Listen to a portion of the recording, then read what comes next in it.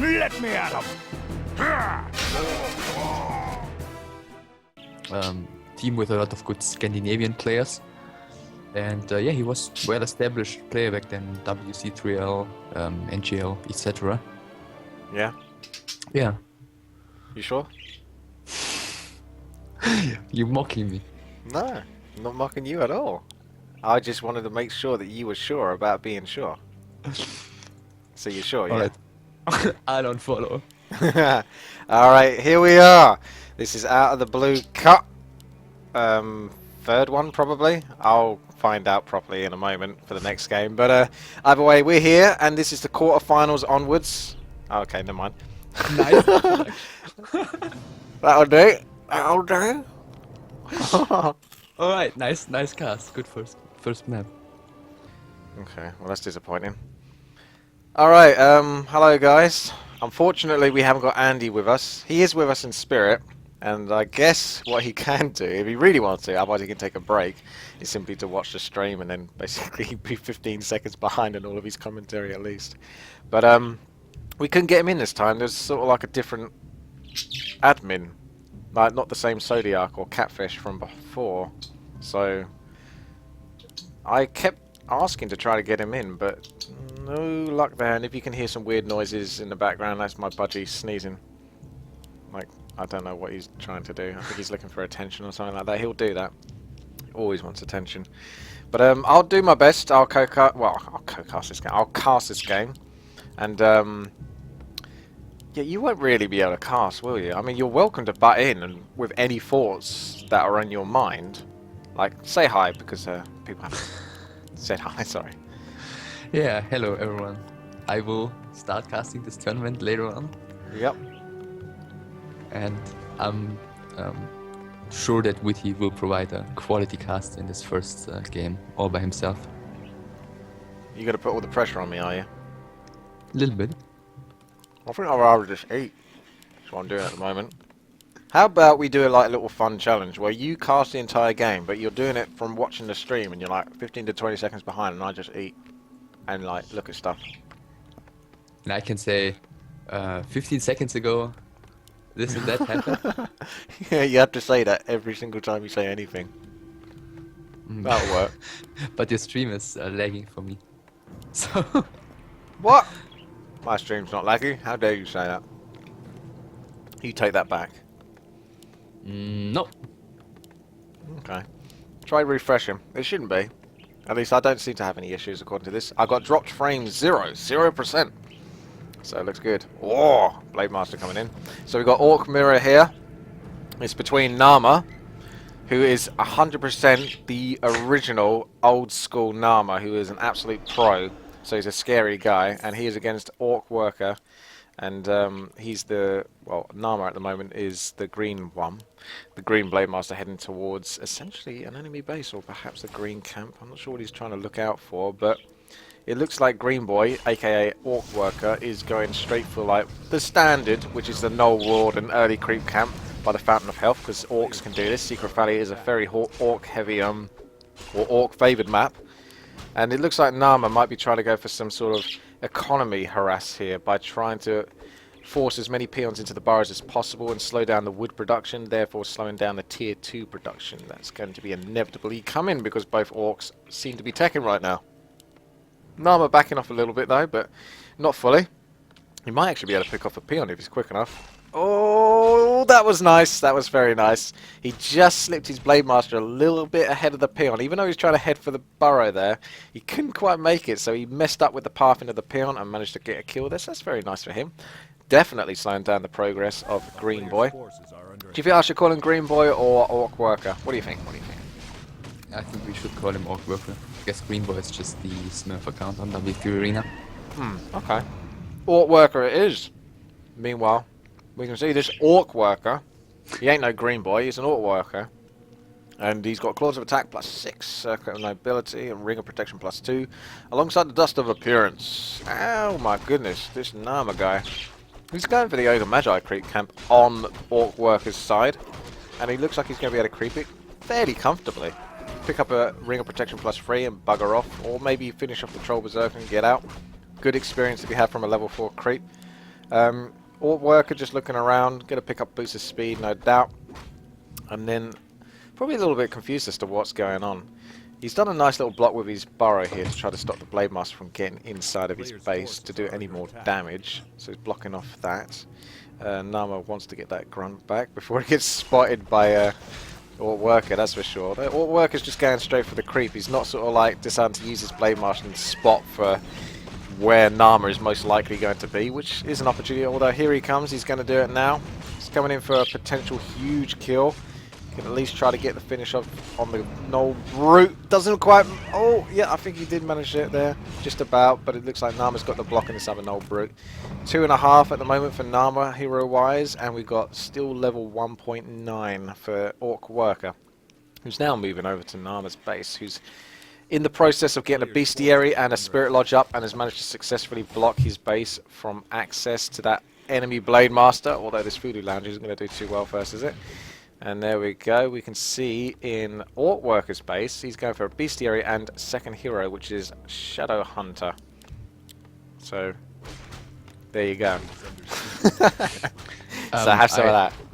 I like the base build by both the players, so if you pay attention, both of them closed their base with their third burrow, and both of them have only one tree they need to chop away eventually to make it open in case they want to build their tier 2 buildings in the back. Are you saying they were thinking that far ahead? Because that seems maybe it's just a coincidence. That seems like professional level of play, that does. Shadowhunter's now out for Orcworker, who's going to throw down the hexes and get himself a guaranteed kill on this Orc Grunt. Unless Naama can maybe finish it off, although he's running away here quite heavily, so he doesn't really want to be dealing with that Blade Master, so maybe he won't actually get the kill. Orcworker's still suffering quite a bit here, though, economy-wise. But we can see the same sort of damage being done on the other side, but Orcworker's hero is now in a lot of trouble, and Naama's also got his Shadow Hunter that's going to... Oh, no! What? He last hit the Grunt instead of the Blade Master. Misclicked there. So he didn't get the experience for his Shadow Hunter, but he's... Oh, well, it's kind of a messy one, this one, to be quite frank with you. Spirit Lodge is now up at the back, so the Bestiary must have got stopped from Naama, because he was building a Bestiary and a Spirit Lodge, so he only managed to get one. Blade Master's out there, and he's going quite heavy on this Orc Burrow. This is what you get in Orc Mirrors, apparently. We don't get to see this often, and we can see that Orcworker has snuck a Spirit Lodge on the left-hand side. And it seems to have worked, because it's currently up, but it might suffer versus, like, Pillage later on, potentially. Raiders, if Naama's got the head start. It's hard to tell who's actually really winning this right now. As for food count, we can see Orcworker is currently... Do you mind, Joey? He's currently at 34 out of 40 food. Keeping that Blade Master in control. Naama's at 39... Oh no, 39 out of 40 food. And yeah, Orcworker's 37 out of 40 food. So basically both seem to be very similar. I kind of want to say that Naama's ahead. Not Naama. Yeah, Naama, sorry. I get a bit confused with this Orc Mirror. A bit messy. Though Naama's just got a nice finishing blow there in the Null Warden, and he's putting some additional pressure on the Shadow Hunter potentially, but he's actually trying to get the last hits, but it looks like he doesn't quite manage it. Orcworker picking it off with his Blade Master. Naama coming in with the rest of his units, trying to save the Grunt. He can micro dance it around a bit, but I don't think he's going to survive first. The Blade Master, he could do it, but he's not going to do it anymore because he's going to heal up way too much. In comes the Dragon, and he might actually go for it now, whilst the distraction is afoot. He's got his eye, he's going for the Grunt. Will he be able to pick it off? Is there enough mana for a... Yeah, there is enough mana for a Hex if he needs to use it. He's trying to block as much as possible. Needs to throw down the Hex, otherwise he will lose that Grunt. Okay, fair enough. Going to lose that Grunt. He's going to use the Hex instead to pick off Grunts himself. And we can see the Shadow Hunter of Orcworker heading over to the left-hand side here. Meanwhile, in the base of Orcworker, he's getting himself in snare. And he's now chopping down that tree that you were talking about. Well, he's already chopped it down, but he's not moved the peon, so... There we go, he's chopped down 2 of the trees, so he can actually get a decent, like, rally point for his units to meet up with his heroes. Got Naama coming in here for some more ganking potential. Creep jacking. Is he going to get it? Be patient, be strong. It's not going to be good for him if he does go for it, because he could get caught here by Ensnare. Oh, there's the freaking... Yep, that's harsh. Dust of Appearance, Ensnare going down, and Hex. Blade Master taking quite a lot of damage there, and it's a bit hard for him to re-engage in that situation. The pressure has been applied, so nice job there. We've got Naama at the back in his main base, which is taking out his nearby orange creep camp. As for units, we've got Kodos, we've got Spirit Walkers, and 49 out of 50 food. So Naama's reaching that point now where he's a healthy orc. He's got his grunts, he's got his raiders, he's got his Spirit Walkers. Shadow Hunter's at level 2. Blade Master's at level 2, so could do with a level 3. We could see Orcworker potentially moving up to level 3 with the Blade Master. At least he gets level 2 in the Shadow Hunter. He's still level 2 in the Blade Master, and he needs just a little bit more experience before he can notch it. Both guys are kind of sort of like on the even level right now. This is still a mirror right now. We're not seeing too much difference from either player, and that goes for the levels as well. Just overall power, control that they have. I think it looks like Naama might be able to notch up to level 3 faster though. He's going to pick off his Ogre Magi camp and maybe get himself... He's already got a Scroll of Healing. I was going to say he might pick one up. He's already got one. So at this point, Orc players, they'll typically try to go for 50 food, won't they? And load up on their Scrolls of Healing and then move towards like 60 food. How many Scrolls of Healing do you think they normally get? 2? Well, it depends on personal preference. Yeah, I'd say at least 2, and then there are different approaches once 50 food is reached. So some players will pull their peons and look for an early fight, especially if the early game went well, or they will just sit back and produce 2 more burrows and eventually break into low upkeep. But as I see on the stream right now, Naama is already pulling the peons, so it looks like he's not going to want to go over 50 supply anytime soon. No, he's bringing them everywhere. So they're even coming to help him creep the dragon at the fountain. But it's just a backup, isn't it, in case he gets ganked at this point.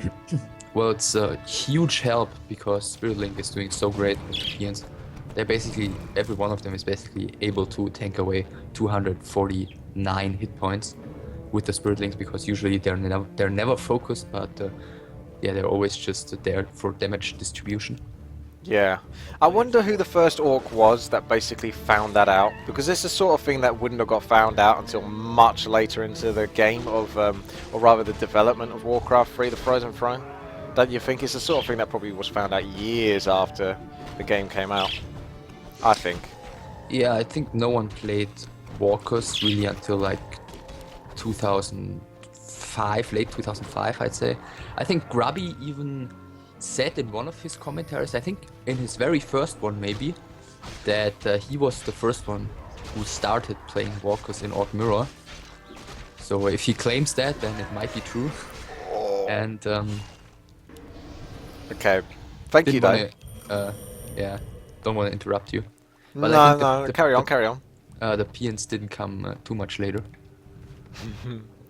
Alright, what just happened there, by the way, is Naama just, you'll see it in a moment, Naama just basically stole Cloak of Flames. Yeah, I just saw it. That's a pretty big deal.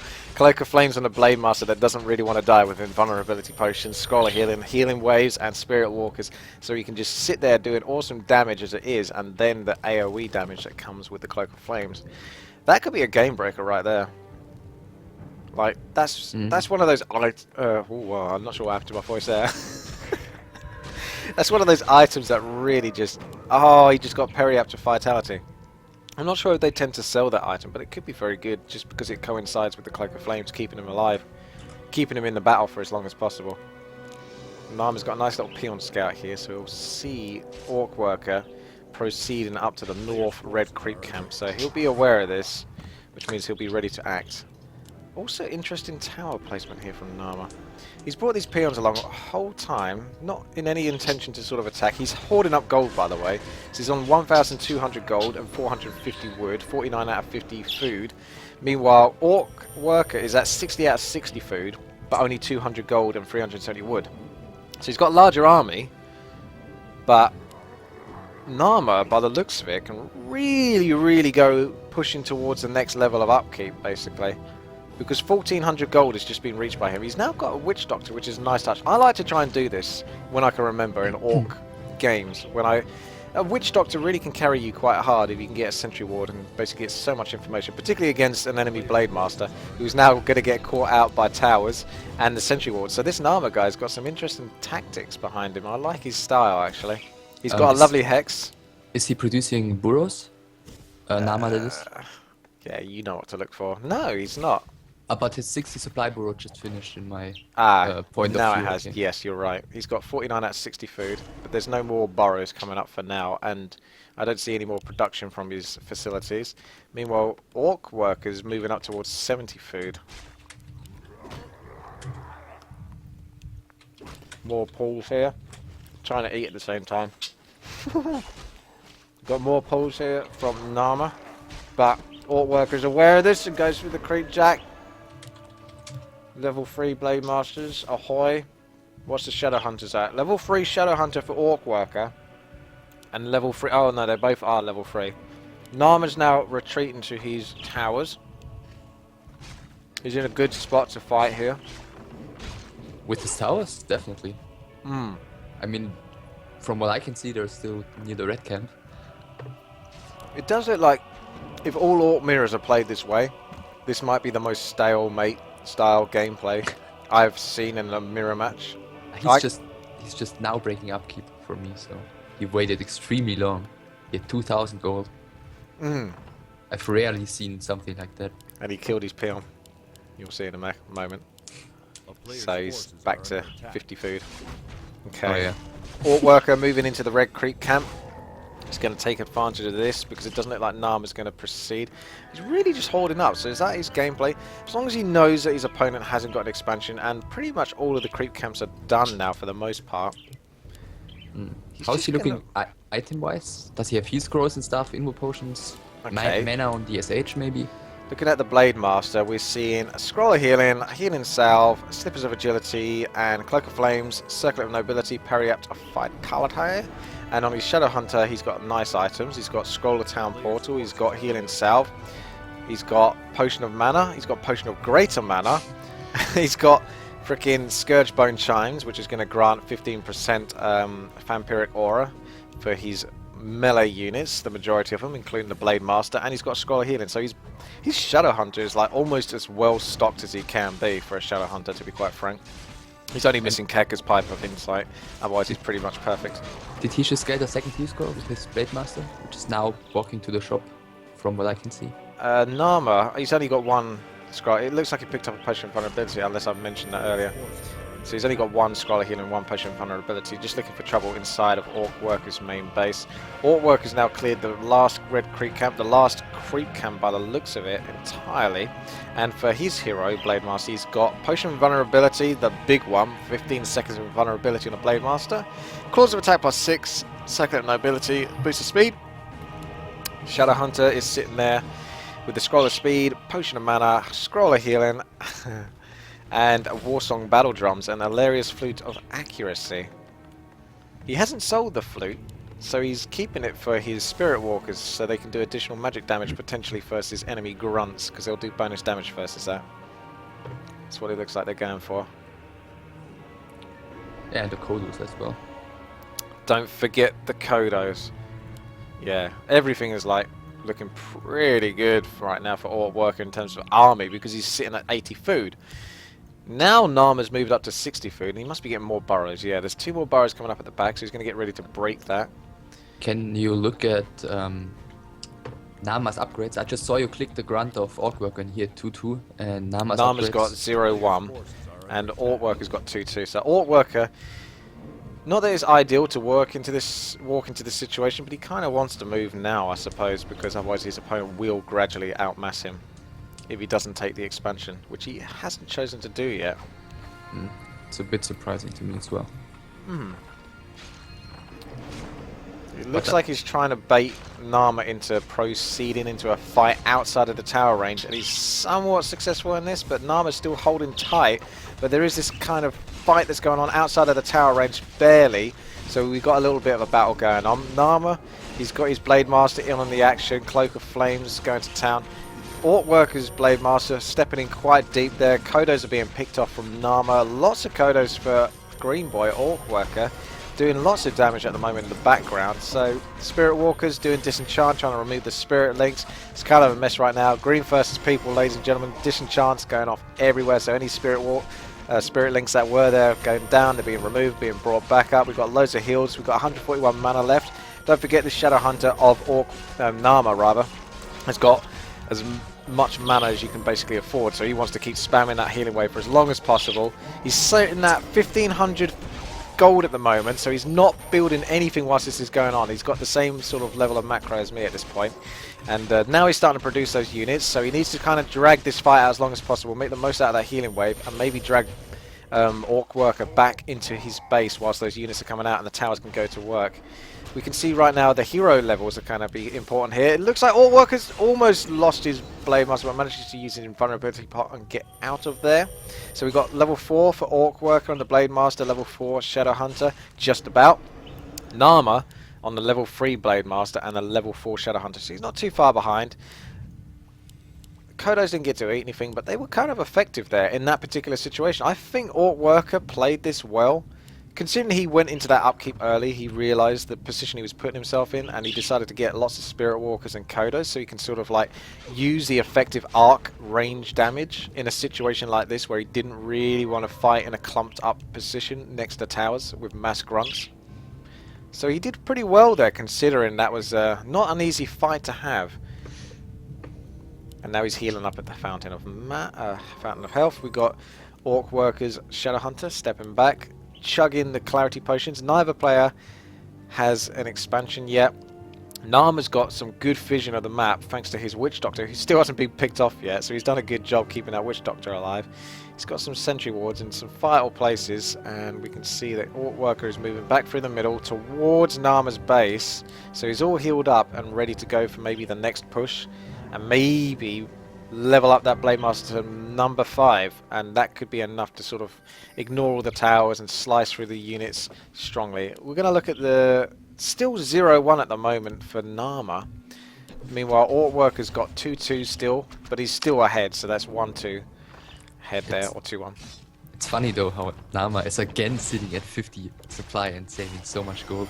Kind of ridiculous that for the second time he might try to get away with the same. He's playing this like a free-for-all or something.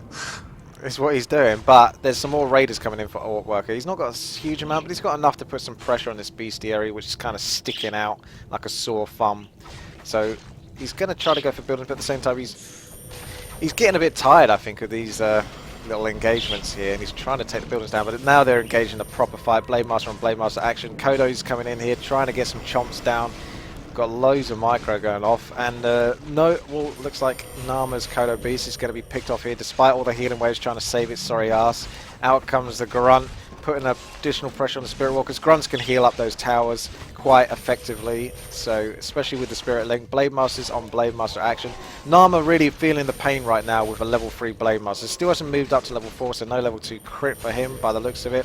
And he's still trying. He's got his invulnerability potion after taking enough pressure there. We've got Orcworker, who doesn't have an invulnerability potion, doesn't have mana, so we could actually get a quick nuke here on his hero, but he just leveled up, so he's able to move into Windwalk and get out of the situation that he was just facing. So he's at level 5 in the Blade Master with a much stronger army. 75 out of 80 food versus 44 out of 80 food. And now Naama only has 300 gold. And that's it, literally. 318 gold. He's trying to pick off a raider or two, but at the same time he's putting himself in a bit of trouble. But the best he can get out of this situation is to pick units off, but Healing Wave is making that so difficult, and now he's forced to use his Scroll of Town portal with his Shadow Hunter. So this is getting a bit nasty. Orcworker just not ever losing that Blade Master, so he's done really, really well, Orcworker. I think he's handled this situation quite impressively, really. It's a bit awkward with those towers. It was a nice try, but the armor upgrades, like you were saying, the upgrades I think made a pretty big difference in that battle. It made it much harder for Naama to really pick anything off, because he didn't really have overwhelming numbers, so it wasn't easy to nuke down, and he didn't have like the damage or the armor himself to survive. So that's game 1. Moving into game 2. Well, there it is. Hello, welcome to game 1 of Lucifer versus Supercell, who is otherwise known as Ferfe, isn't he? I think he says Ferfe. He pronounces it himself as Ferfe. Oh, I see. That's very pretentious. He prefers to be called Ferfe, not Ferfe. How upper class is that, honestly? Do you know what I mean, Andy? It's a silent E. You just had to put that silent Oh, I at the end see. of his So nickname. he's not being snooty or anything. It's just the way it's pronounced. I thought he was just being snooty, especially the way you said he prefers to be called this. I was like, What? oh, I see. He's one of these kind of people. No, I just said he himself pronounces it Ferfe. So Oh, he does it never himself. Well, asked that him. is snooty then.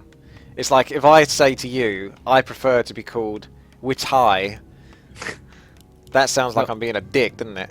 Yeah, but he didn't say I prefer to be called. He just it's like when you say my nickname is pronounced Witty, or when I say my nickname is pronounced I Train Hume, or not even it is pronounced. I just say I am I Train Hume. Yeah, And but you're I that's it train wrong. hum, but you say that I should be called I train Hume. So Oh. that you're yourself, you're being pretentious when you do that. So no wonder you're defending this guy. Yeah, I understand now. He's a mate of mine. Ah, Pretentious, just like I am.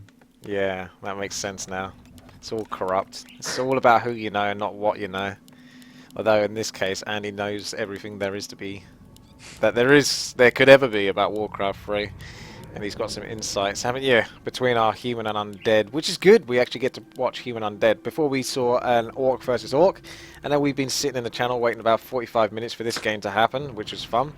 So, Andy, this is your first game getting to actually cast, so congratulations. Yay! Yeah, you actually get into a game. Yeah. So we see standard from Ferfe, no tower so far. So that's gonna mean he's gonna be a bit late with his arcane tower. He's gonna start creeping the usual orange, and Lucifer's going for late fiends, so also completely standard. And he's getting backpack already, so we're gonna see some fiends carrying rods of necromancy later on, which usually implies that he's very aggressive, and some nice blocking in the middle already with a footman. Yeah, so that's he's gonna funny. get this creep camp safely. Very nice by Ferfe. Ferfe. Yeah, now that blocking is awesome. It's not like Lucifer's even trying to get past it though, isn't it? It's a bit odd. You think he'd be putting a bit more effort in that Death Knight, but never mind. He's making his way, probably concentrating too much on the Acolyte, trying to get the last hit there or something. He's got a bit of experience though on his Death Knight, so did he manage to get the last hit on his Acolyte? It seems so, yeah. Where else should he have got it? Yeah, I mean, I don't see where else he could have got it. He certainly hasn't done any creeping with the ghouls and that, so maybe it did pay off there. He's just concentrating on the Acolyte so hard that he actually managed to do what he needed to do. He's got some skeleton harass going on in the base here, very successful with the death coils. And Supercell just trying to stay alive right now. Archmage just concentrating on the creep-in, moving through, picking up a ring of protection +2. And we got 2 more skeleton rods left for Lucifer, and he's already sending 2 more skeletons into the base of Supercell, who looks a little bit flustered right now. He's going to bring those militia back into peasant form, and then probably have to put them back into militia form. It's a bit nasty to deal with this right now. He doesn't look so prepared. Very greedy by him to play without this tower, but he's gonna get aggressive right now, so Lucifer's not gonna be able to use Rod anymore. Yeah. He's trying to punish Lucifer for this very greedy tech. It's basically the fastest he can possibly do with only 1 cigarette. And it looks like the second one will be cancelled, so very good That is strategic big. choice Yeah. by Ferfe. So I guess he'll tech maybe? Yeah, he could do. Just look at the base, got an Arcane Vault coming through at the moment, and more farms.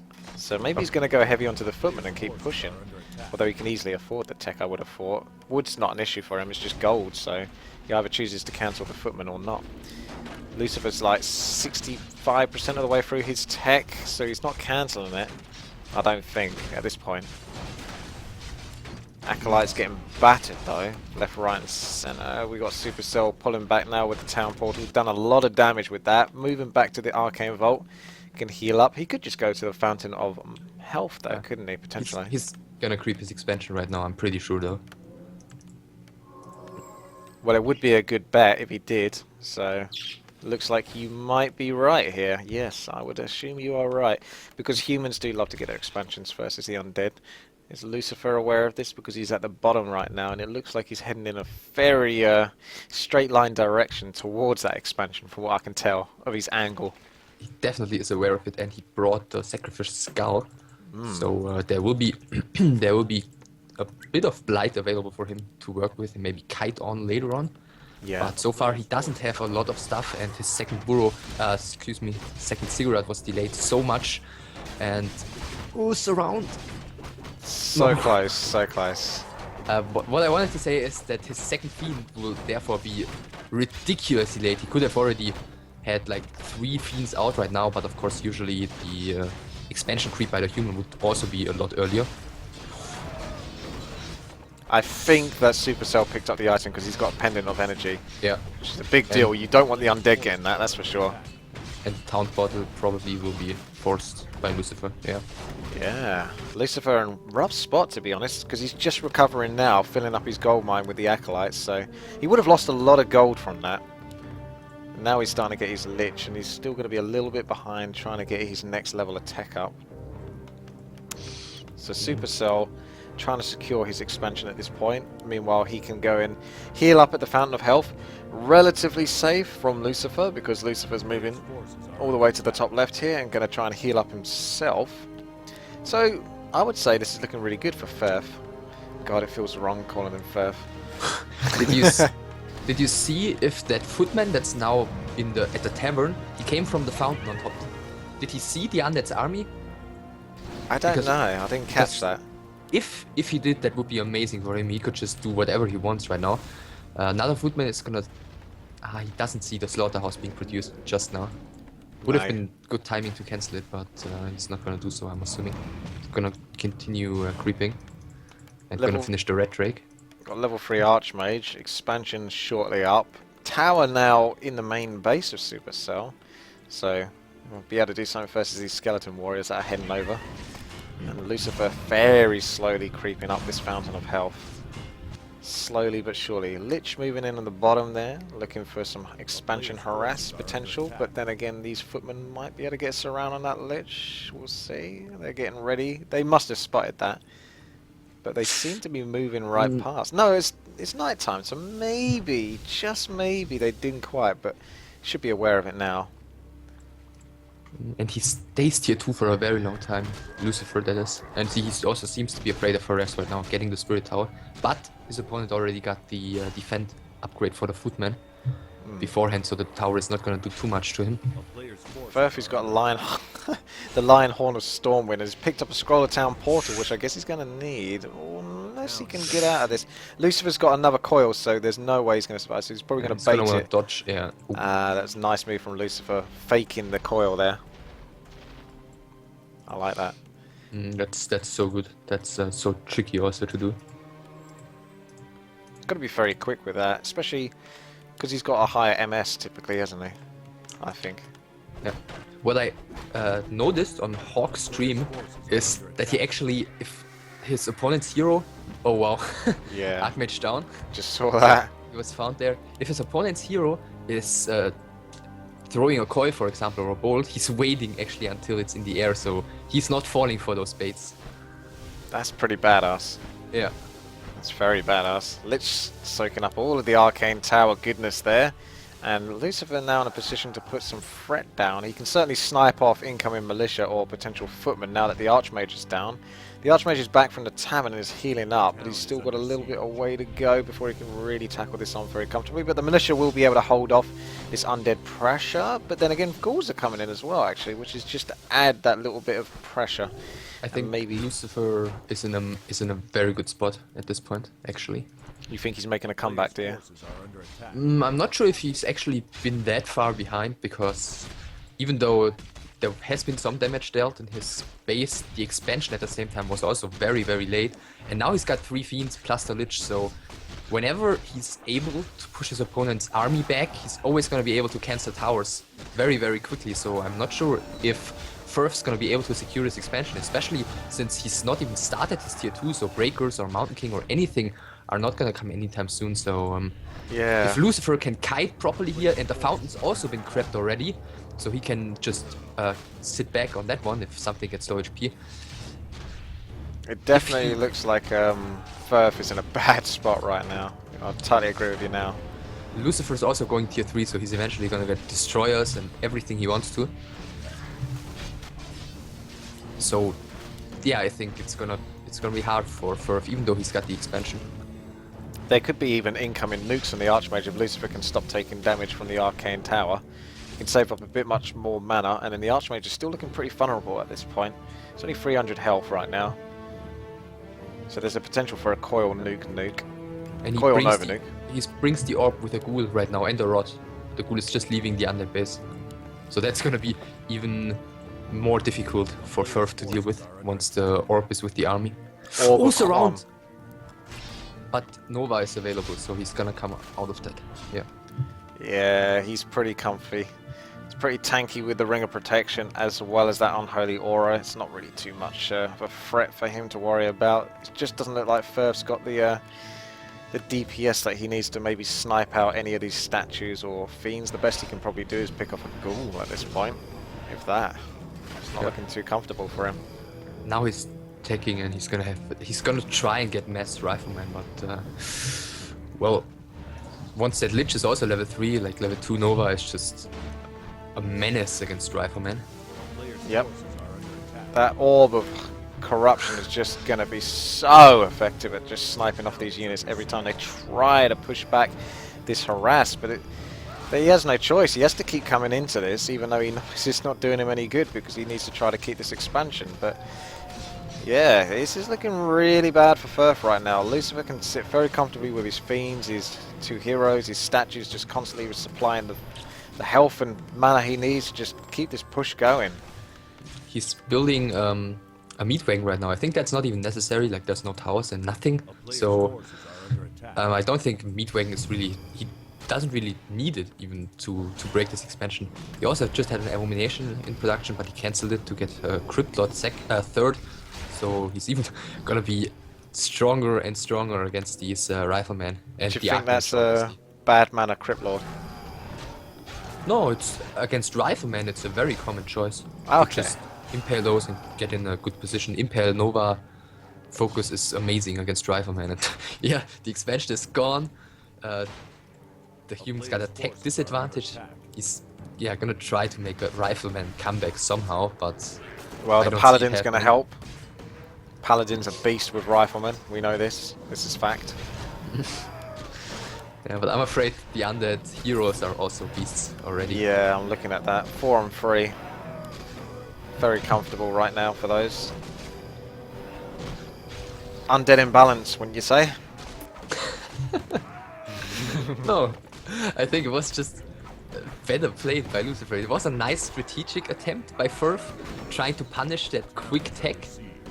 But I think it wasn't that Ferfe played it amazingly well or anything that would make him deserve the victory here. What was I about to say? About to say that Ferfe's getting his ass kicked now. Yeah, it's... Yeah, that's a good point. Lucifer's just not going to give him a chance, and he's just got that power with the undead. The Orb of Huam just keeps everything under control. There's no stopping this now. I think he could have done 2 things differently. One would be to spawn a water elemental at his half of the map and run it to the expansion and creep it with militia while going to the undead base and cancelling the second ziggurat. And the second one was definitely that once Lucifer was back at his base, he probably Ferfe probably felt too confident and he didn't tower up. If he had towered up and maybe gotten 2 guard towers first in addition to his arcane tower, it would have been a lot different, because once they are up, they are not as easy to kill anymore with fiends and stuff. Well, this is Ferfe's chance to come back into the game, but the Archmage is charging in very headstrong there. And he's taken a bit of a beast damage there. He's just barely alive, but I don't think he'll be able to survive the next nuke that's coming in. Although there isn't any more coils, but there will be Frost Novas, and Crypt Lord just batters him in the arse, and that's it. But Lucifer might have to TP right now against the fiends and stuff, because his army isn't that big. Nah, Militia coming in to help support versus this. There's a decent chunk of riflemen to throw down enough DPS onto that fiend. What's the next target going to be, though? Is it the Lich? It looks like he's trying to focus the Lich. The Deathlite does have enough mana for 1 coil coming up, but he could still possibly get the Lich down if he can get a good surround on it. He can pass the Immo potion if he wants to, so these heroes are so strong and they are so difficult to deal with if there's only riflemen. Yeah, it looks like they could just basically solo the rest of this themselves. So it's unfortunate for Ferfe. He took too much of a battering early on in the game, and Lucifer only slid. He only like slightly fell over, but then got back up very quickly, and it's been very hard for Ferfe to fight versus this since. And the meat wagon has almost taken down the first barracks in the meantime. Yep. Look at the units that are in the meat wagon. Forest Troll Trapper, Ogre Magi, Ogre Warrior, and Forest Troll Trapper. yeah. That just looks funny, doesn't it? Yeah. If only you could resurrect them, but instead of turning them into skeletons. That'd be awesome. if he gets level 6, he could do. But he's not gonna get it. I think the game's gonna be over before that. Well, they're all gone now. They're all just hanging here. So he needs to get level 6 really quick and get over to those corpses. It can be done. Just needs to get it done fast. So, second slaughterhouse. I was just looking. So he's gonna go destroy us abominations. he's been holding out on them, but I suppose he's battered down the rifle army quite substantially, although they seem to be coming back from Ferfe, because that's pretty much all he can build right now. Priests and rifles. That is the way to go, I suppose, versus this, regardless of whether you are winning or losing this game. That is still what you would basically be doing as a human player, isn't it? Yes, in this situation, yes, because as you said, there's nothing else to do. But in general, if the humans play rifle or caster, it's always kind of a timing issue, because the opponent will always, unless you play it against Orc, which is stupid anyway, because grunts with Spirit Link rape riflemen. But if you play it against Undead or Night Elf, they will always go tier 3, and once the first fights are over, the human replaces his units with riflemen, which cost 200 and are way worse than what the Undead or Night Elf has to replace their units, which are bears or abominations, which are slightly more expensive, but way more effective in a fight. So even though he's getting like an army back right now, the problem is that his opponent already has the tech advantage. And the next fight, usually he shouldn't stand a chance. Yeah, he's in a really good position now. Lucifer's just absorbed them. He's absorbed so much mana now, devoured it all with his destroys, and he's coming straight into the main base of Ferfe, which is going to be getting really battered in a second. So this Arcane Tower isn't going to last very long, and then all of those peasants are going to be juicy experience for this Death Knight. Ferfe's coming in from underneath, trying to retaliate to the situation. But he just doesn't look very powerful. Level 4 Archmage with Water Elementals versus Destroyers and a level 2 Paladin. This is going to be rough, basically. So get ready for this. Yeah. There was an inward portion on the rifle, man. That's funny. Yeah, I like how both these players are using Backpack. I suppose Lucifer's usage of Backpack paid off a little bit more with the Orb of Quam on the Ghoul there. The Undead's backpack in that matchup has kind of become standard, I feel like. So many people are using it. Well, it is incredibly useful, because it means you can get the Lich out a little bit earlier and just have him with your hero rather than waiting towards tier 3 and then have him come out at the same time as tier 3 procs. But yeah, that's one of the ways to play it, but I suppose most people just want to get him straight away. Anyway, that's game 1, so let's see what happens in game 2. But in general, the meta, I think it's fine that humans switch in between, because in general the Mountain King has trouble against big tier 2 pushes with wagons and stuff, because the lack of water elementals can just really backfire at him. But of course he also has his benefits. So Fiend built by Lucifer. So never mind everything we just said in the past 3 minutes. This is one of those Fiend builds where he gets the Sacrificial Skull, though, and puts it outside of the human's main base and towers. That's what's going to happen. You think? I think the positioning of the crypt kinda tells that there's also gonna be a aggressive Ziggurat, which we're maybe gonna see now. Yeah, well, and I think, I'm not quite sure about the position of that one. I would have imagined it a bit further to the right, and then you can make the Nerubian Tower and creep the Goblin Laboratory if you pull the creeps down. Not quite sure about this positioning. I'm guessing Lucifer has tried it and knows how exactly it works. Yeah, I was going to say maybe he puts another one to the right of it, but then again, he's just going to put his altar there, so perhaps not. And Ferfe also with a very early blacksmith, so we're going to see Rifleman against a Fiend build. So both of them going completely off the standard, so yeah, that's what happens when you make predictions. Oh no, you did well to do so, to be fair. I mean, you've got to. And He's just shortcutting, isn't he, basically? He's like, well, last game I took ages to get to Rifleman. Why don't I just go straight to it this time? What's the hero going to be, though? That's the question. Waiting for that farm to go up. Because that's going to dictate what the hero's going to be. Because he can't build the hero yet. Because he's still at 12 food out of 12 food. What's it going to be? I guess Paladin, maybe? Or Archmage, just... I want to say Paladin, but Mountain King would be awesome as well. Oh, no. Paladin. It's Paladin, Paladin. Paladin, Paladin, Paladin, Paladin, Paladin. You Good, see good, that good. so rarely. This could be an epic game. Yeah. I'm really glad we're not watching the stupid Odd Mirror. Oh, And yeah. Dreadlord. Oh wow, so we're gonna see Dreadlord fast expansion against Paladin. Oh, he's Rifleman. trolling you. Oh, come on. Okay. So it's gotta be Pitlord. Oh, come on. You should have gone Pitlord. Okay, it's Dart Ranger. That was some good troll, though. He's doing that just to mess around with the casters. But You specifically. but yeah, but Dreadlord and Ghouls after this Fiend build order, which provides skeletons, and the Sacrificial Skull is also a legit build order to go into a fast expansion with that. But he's alright, so it looks like he feels very confident that he would win a potential third game because there is 50 euros of prize money in this tournament. So and there is obviously the chance that he loses this game. So he seems to feel very, very comfortable against Ferfe. So this Nerubian tower creeping really makes me want to play Undead, because look how effective that is. He's like taking no damage so far. He's even been saving up his mana for min-maxing and only using Black Arrow for like the last 1 or 2 hits. So getting all those skeletons, getting the fiends, and saving as much mana on that Dark Ranger. Very effective. Looks like Circuit of Nobility though for the Sage Truth Bearer, which is the paladin of choice for Ferfe. What's Lucifer up to now? I suppose it's Ogre Magi, so... Do you think he should be heading towards denying an expansion? Because you would be assuming that maybe... Or maybe he knows the timing's better.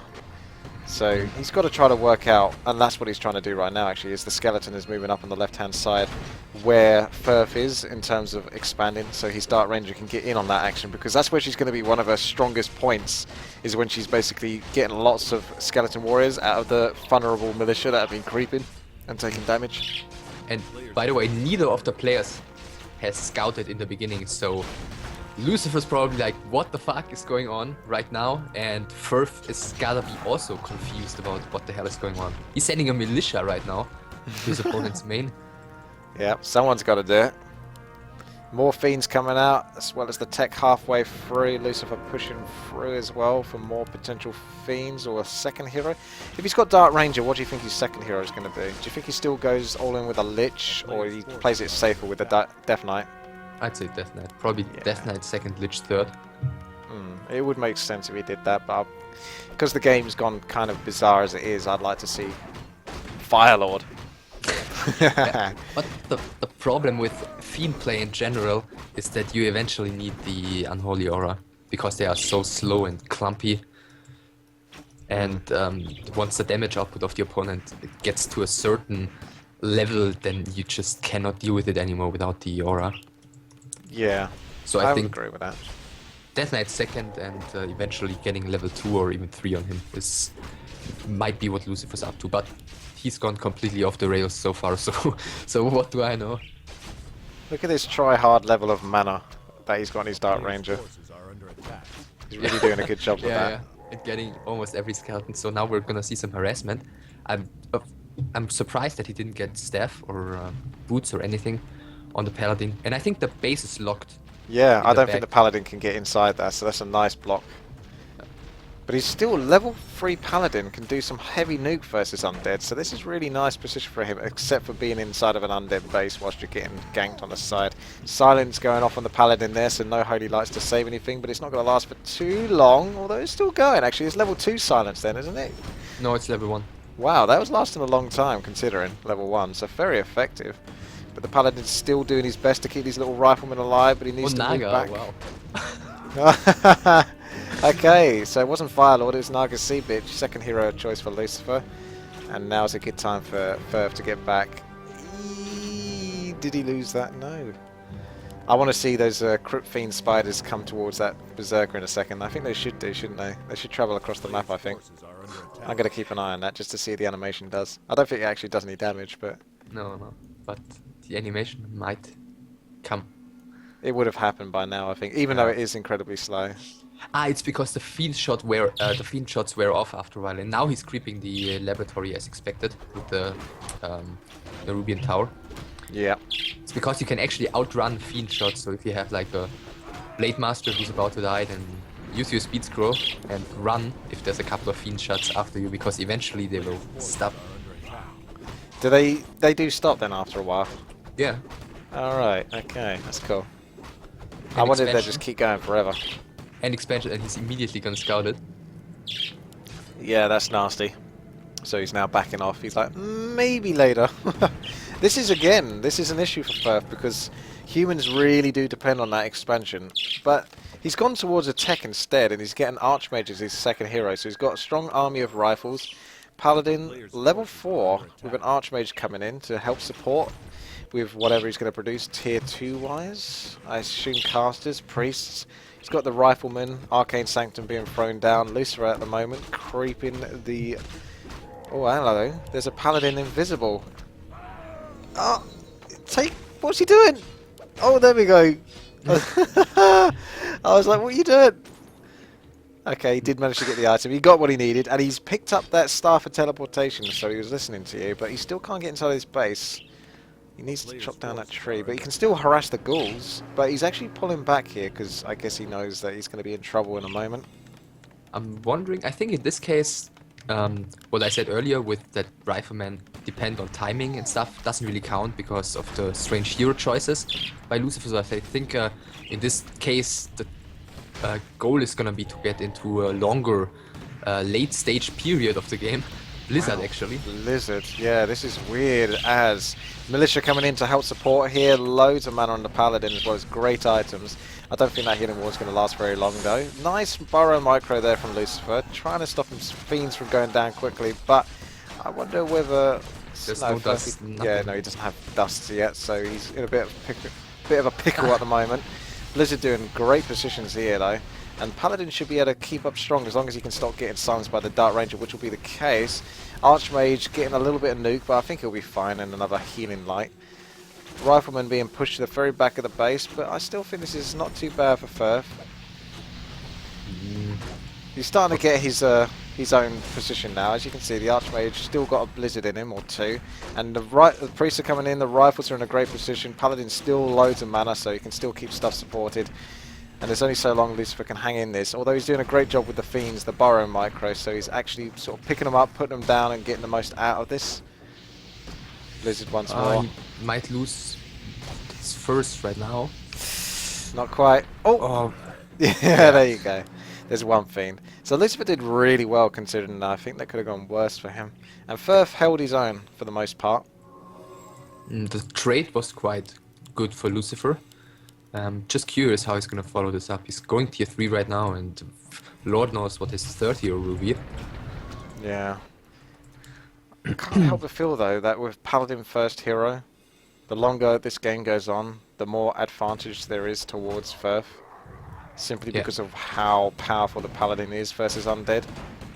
He's also going tier 3 right now, and I think, yeah, he can just fall back and go for a longer game, because he's got the more reliable hero combination later on, and in this case he might be able to just go for a one-base tier 3 army against these heroes. Like if he gets level 5 Paladin and potentially Blood Mage or a Mountain King to help him nuke.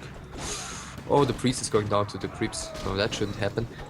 Yeah, that's a slight misplay there, but what can you do? Maybe that was deliberate. Maybe he didn't want that priest and he wanted to fill up the next 10 food with knights instead. That's what I think it was. Alright then. Ogre Mauler being picked up for Lucifer, so he's bringing in some mercs into his fiend army. I wouldn't want to be that ogre, would you? Not necessarily. Like all the fiends hiding behind you. Yeah, but you know what I mean? Like, if you've got to work a contract for someone, and you've got to work for this undead guy with all these creepy fiends and Dark Ranger and Naga Sea Bitch, I don't fancy your chances of surviving. Like, I would say, this boss who's hired me on contract as I'm a mercenary is going to basically use me as cannon fodder. That's what I would be saying. Whereas if I was the human army with priests and stuff like that, I'd be a bit more confident. Especially if there were sorks in there as well to slow it down.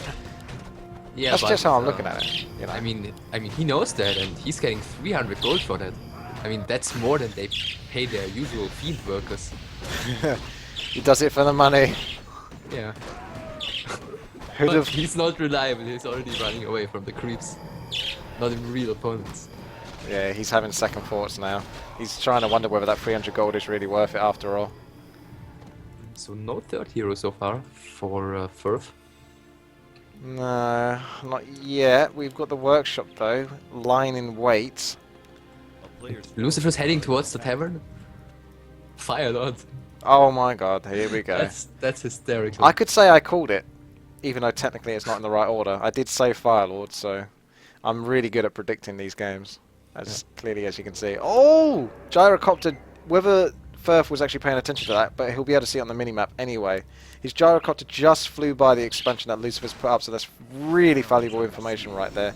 And he's got level 5 on his paladins, now teleporting back to base, and he's got great items, so he should be able to handle this fairly well, unless the Firelord is going to somehow turn the tide of the battle. We'll find out. Do you think Soulburn probably to just continuously deny the Holy Light? Yeah, actually I think you're right, because I'm not seeing any lava spawn so far. Now, First got himself in a much better position here. He needs to just hold here really as best as possible, not get too drawn out, because what Lucifer seems to be trying to do is these snipe attacks, which is quite effective. The Paladin's under quite a bit of threat. Blizzard's nice, but it's not doing all that much at the moment. Mountain King third, by the way. Really? Oh, he's got a little bit of a way to go, but once he comes out, if Ferfe can just hold strong here, not lose too much, but it's so hard to keep these little units surviving. First is the Huam, the nuke that is all of these ranged heroes alongside those fiends. There's a lot of sort of like heavy damage being put out here from Lucifer. Holy Light doing his best to try and keep stuff alive though. Paladin now is suffering from that silence from the Firelord, and he's got minus 20 damage, so it's quite good actually. He's reducing his damage as well. So whilst he's trying to whack away, he's not getting all that much, and he's having to teleport out of this. Might want to pass the Hellstone over for the Archmage if he can, because he might be getting nuked in a moment. Ferfe being pushed further back, but Lucifer hasn't got the biggest army in the world, so Ferfe might be able to hold out here. Where's that Mountain King, by the way? Did he cancel? No. Oh no! Okay, that's where the Mountain King was. I was just about to say, oh, did he cancel the Mountain King? Nope, he just died in front of me. Archmage in a bit of trouble. He's got the... Oh, he's getting a healing light. He's also got the Hellstone. Oh my, it doesn't look like First really got the DPS out, but he constantly has to keep using these Holy Lights to keep himself alive rather than use it offensively. But the Knights are coming out now, so that's a nice source of DPS. But then again, the Knight has to be saved by the Staff. There we go. Staff him out, try to get the most out of it. Good use of the Blizzard there, but now Archmage is in trouble. This Paladin's going to have to keep chugging these potions. Joey's getting really excited now. And it's Lucifer's trying to stay strong here, but he's only got a couple of Destroyers left alongside his heroes. Now, the heroes are effective, but I don't think they should be enough. It does look like Ferfe, as long as he just stays calm, stays in control, he should be alright. Mountain King back! This is his time for revenge. Stormbolt straight away on the Firelord, going heavy, but he needs to be supported. There we go, he's not going to die straight away this time. Oh, we've got a Knight under pressure. He can't be saved this time though, so he's going to go down. Heavy nuke on the Naga Sea Bitch, who takes an invulnerability potion, so we'll be able to survive. And that was that was a very fun engagement. Now, Lucifer does have this expansion, but it's just ticking, so I can imagine that Ferfe might want to be heading straight there, which is what it looks like he's going to be doing, since there's not much else to creep at this point. So... I guess he's going to get a scroll right now. Lucifer, that is. And is he going to be able to hold this against the level 5 Paladin?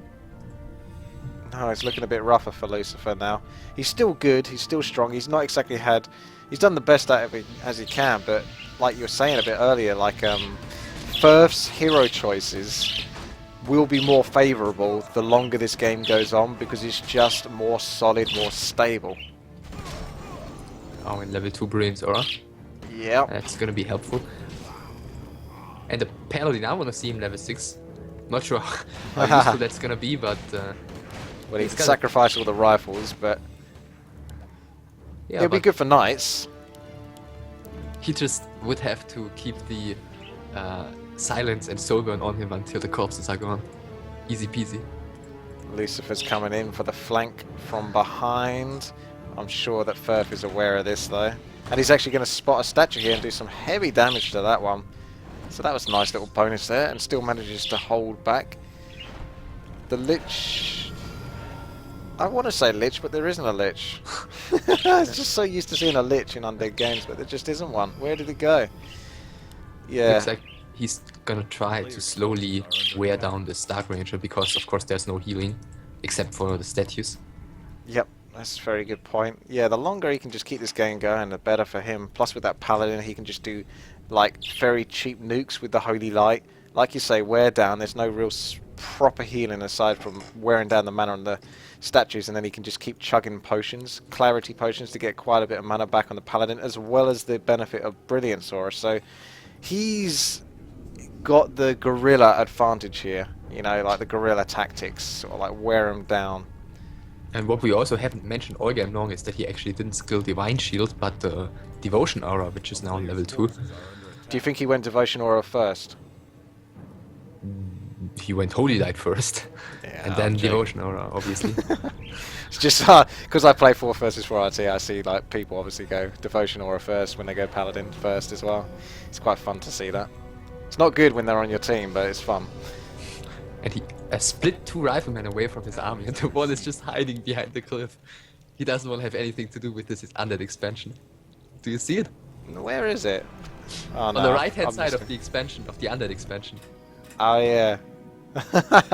He's like, I'll wait here, you deal with the acolytes. There's a lot of gyrocopters here, so that's some good threat versus these destroyers, but at the same time there's a little bit of anti-air here with the lava spawns and the heroes of Lucifer. So it depends how well he's going to handle these gyrocopters. He's got some nice nuke going on the Paladin. Paladin currently silenced, but he's going to run out on that silence and be able to keep the Mountain King going. He's going to try to get up in the face. Gyrocopters in a great position here. Looks like Lucifer's pulling back here, but the gyrocopters are sort of wearing down in numbers. I think a couple of destroyers went down there. So, 2? Yeah, I think it was 2. A really good engagement there for Ferfe again, for the most part. Lucifer trying to secure this expansion. Look at how the other rifleman was just smart and now is still alive, whereas his buddy got killed at the cliff of the at the choke of the expansion. Yeah, I like that. Ghouls. He's a smart one, isn't he? Just waiting for his heroes to support him when he attacks. Yeah, we'll keep an eye on him. He's the hero rifle, although he seems to be getting a bit of focus now from the Dark Ranger. So Dark Ranger being pushed back heavy here though. Silence having to be forced just to stop the Mountain King from storm bolting in this position. Paladin's doing some creeping up the top there for some reason. And we've got gyrocopters trying to take on the destroyers, but they're slowly getting worn down by the fiends and such. Mountain King just being kept alive there by the Paladin. And I think Ferfe just needs to run now, doesn't he? The destroyers won though, the destroyers lost though, so the rifleman, excuse me, the copters won, and there's no more destroyers right now, so it's only hero battle basically, and I don't see how the undead heroes are gonna win that. No. The undead heroes in quotation marks. It is a good point, especially with a knight coming in now. He's just going to help be that constant pest. Paladin hasn't got the Divine Shield though, like you mentioned. He's got the Devotion Aura, but he's able to run out of this situation and just hang back, cast the heals when needed, and the Mountain King isn't going to go anywhere, providing he can... Yeah, there, he's fine. Naga Sea Bitch forced to use teleport, and now Ferfe is looking very strong to take this game. So the expansion, the Acolytes were once again for he shouldn't go in there too far with the Paladin. And there's only 500 gold left for Lucifer and Ferfe as well. Yep. So we're gonna see some, basically some hero arena here in the end, I guess. That's pretty awesome. I don't want to be in Lucifer's position in that one. Even though the Mountain King is still very low level, but there is still an orange camp remaining in the top left corner, which he could use to get level 3. Do you think this Fire Lord getting like level 2 Soul Burn is going to really make a difference in the upcoming hero arena? I think it would, because of the duration, but also because of the damage it deals and it reduces. So I think it's a really underappreciated spell in general, because the damage actually on level 1 and level 2 is equal to the same bolt, and on level 3 it's even higher than a level 3 bolt. I've got to be honest, I'm one of these people that don't think highly of Soulburn. You can another bit of shameless plugging here while both players are creeping and Lucifer is trying to set up another expansion. There's been a game I recently casted on my channel. It's cast number 88, Biag against Darwin. And if you want to see the real power of Soulburn, you should definitely watch that. It just blows my mind how much damage Soulburn can actually deal. I have to try it out. There's got to be some gimmick build for it. You'll see if you check it out. Ah, I see. So now that I've piqued your interest, let's come back to the game. Mountain King's still not level 3 because he crept with the other heroes to support him. Whereas the Firelord also is not level 3 because Lucifer also used all his heroes to creep. And Ferfe hasn't scouted this, did he? Not yet. But he's getting his own expansion. Yeah, and there's nothing coming from Lucifer to basically do anything about this expansion. I like how those peasants are spread out. I'm not sure if that's deliberate, but it looks kind of cool. Anyway, we've got a little bit of an engagement by the looks of it at Lucifer's expansion. He's going to try to hold it because he's going to need this. He's got Abomination in there and a couple of ghouls to boot, so that's a little bit of backup. That might give his heroes some time to nuke down some priests and such and wear down the army of Ferfe. Oh, and Silence misses the Paladin. Yeah, but that's he also harsh. has Dispel right now, so it's going to be helpful. Nice being focused. Fiend's still going strong. Paladin taking a lot of damage right now. That frost arrow is so effective. Just past the staff. Ferfe has to let this one go then. That didn't go too well. I think he really needs to consider investing in a Tome potion. of Retrain? Well, Tome of Retrain or Potion of Invulnerability, but I suppose in some way Tome of Retrain would probably be slightly cheaper in the long run, wouldn't it? Yeah, Because you're going to have that as your actual ability rather than some 7-second potion that's going to cost you 150 gold. And what he could do with Tome of Retrain is just use Divine Shield, run in and instant kill Acolytes, and there's nothing Lucifer can do. Actually, Lucifer's getting anti-magic shell, so he could use that on all of his Acolytes, but it would be horrible to deal with for Lucifer. Yeah, I totally agree. That is a really good idea. Yeah, level 3 Holy Light, level 2 Divine Shield will give him enough time to basically duck in and out of Lucifer's expansion, harass those Acolytes hard. If he has a Staff of Teleportation on the Paladin as well, he can always just get back when he needs to help support his army and defend. Look at the Paladin's experience. Oh, yeah. 10 experience. He can just kill a Skeleton Warrior at this point. But I think Lucifer with all the anti-magic shell, I think if he does it right like he did before, then it's gonna be really difficult to deal with for Ferfe. But he got the Invo Potion right now, which you mentioned earlier on the Paladin. Fiend down, level 6 has been achieved. Mountain King being sent back with a staff. And so the Arc, unfortunately. This is gonna be awkward for the players. I'm like, fuck. a bit of a hesitant decision. I think staffing the Mountain King. He used the Invo Potion with the Paladin, but didn't use Holy Light. He still has full mana on the Paladin.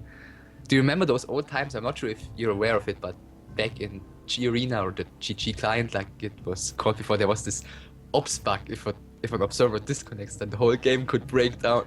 And if this was in G Arena, the players would panic right now, and so would the observers. God. Yeah, that's not good. Oh my god. Old times. He must be able to get back into the game eventually, so they could always just pause it and wait for him to get back. Yeah.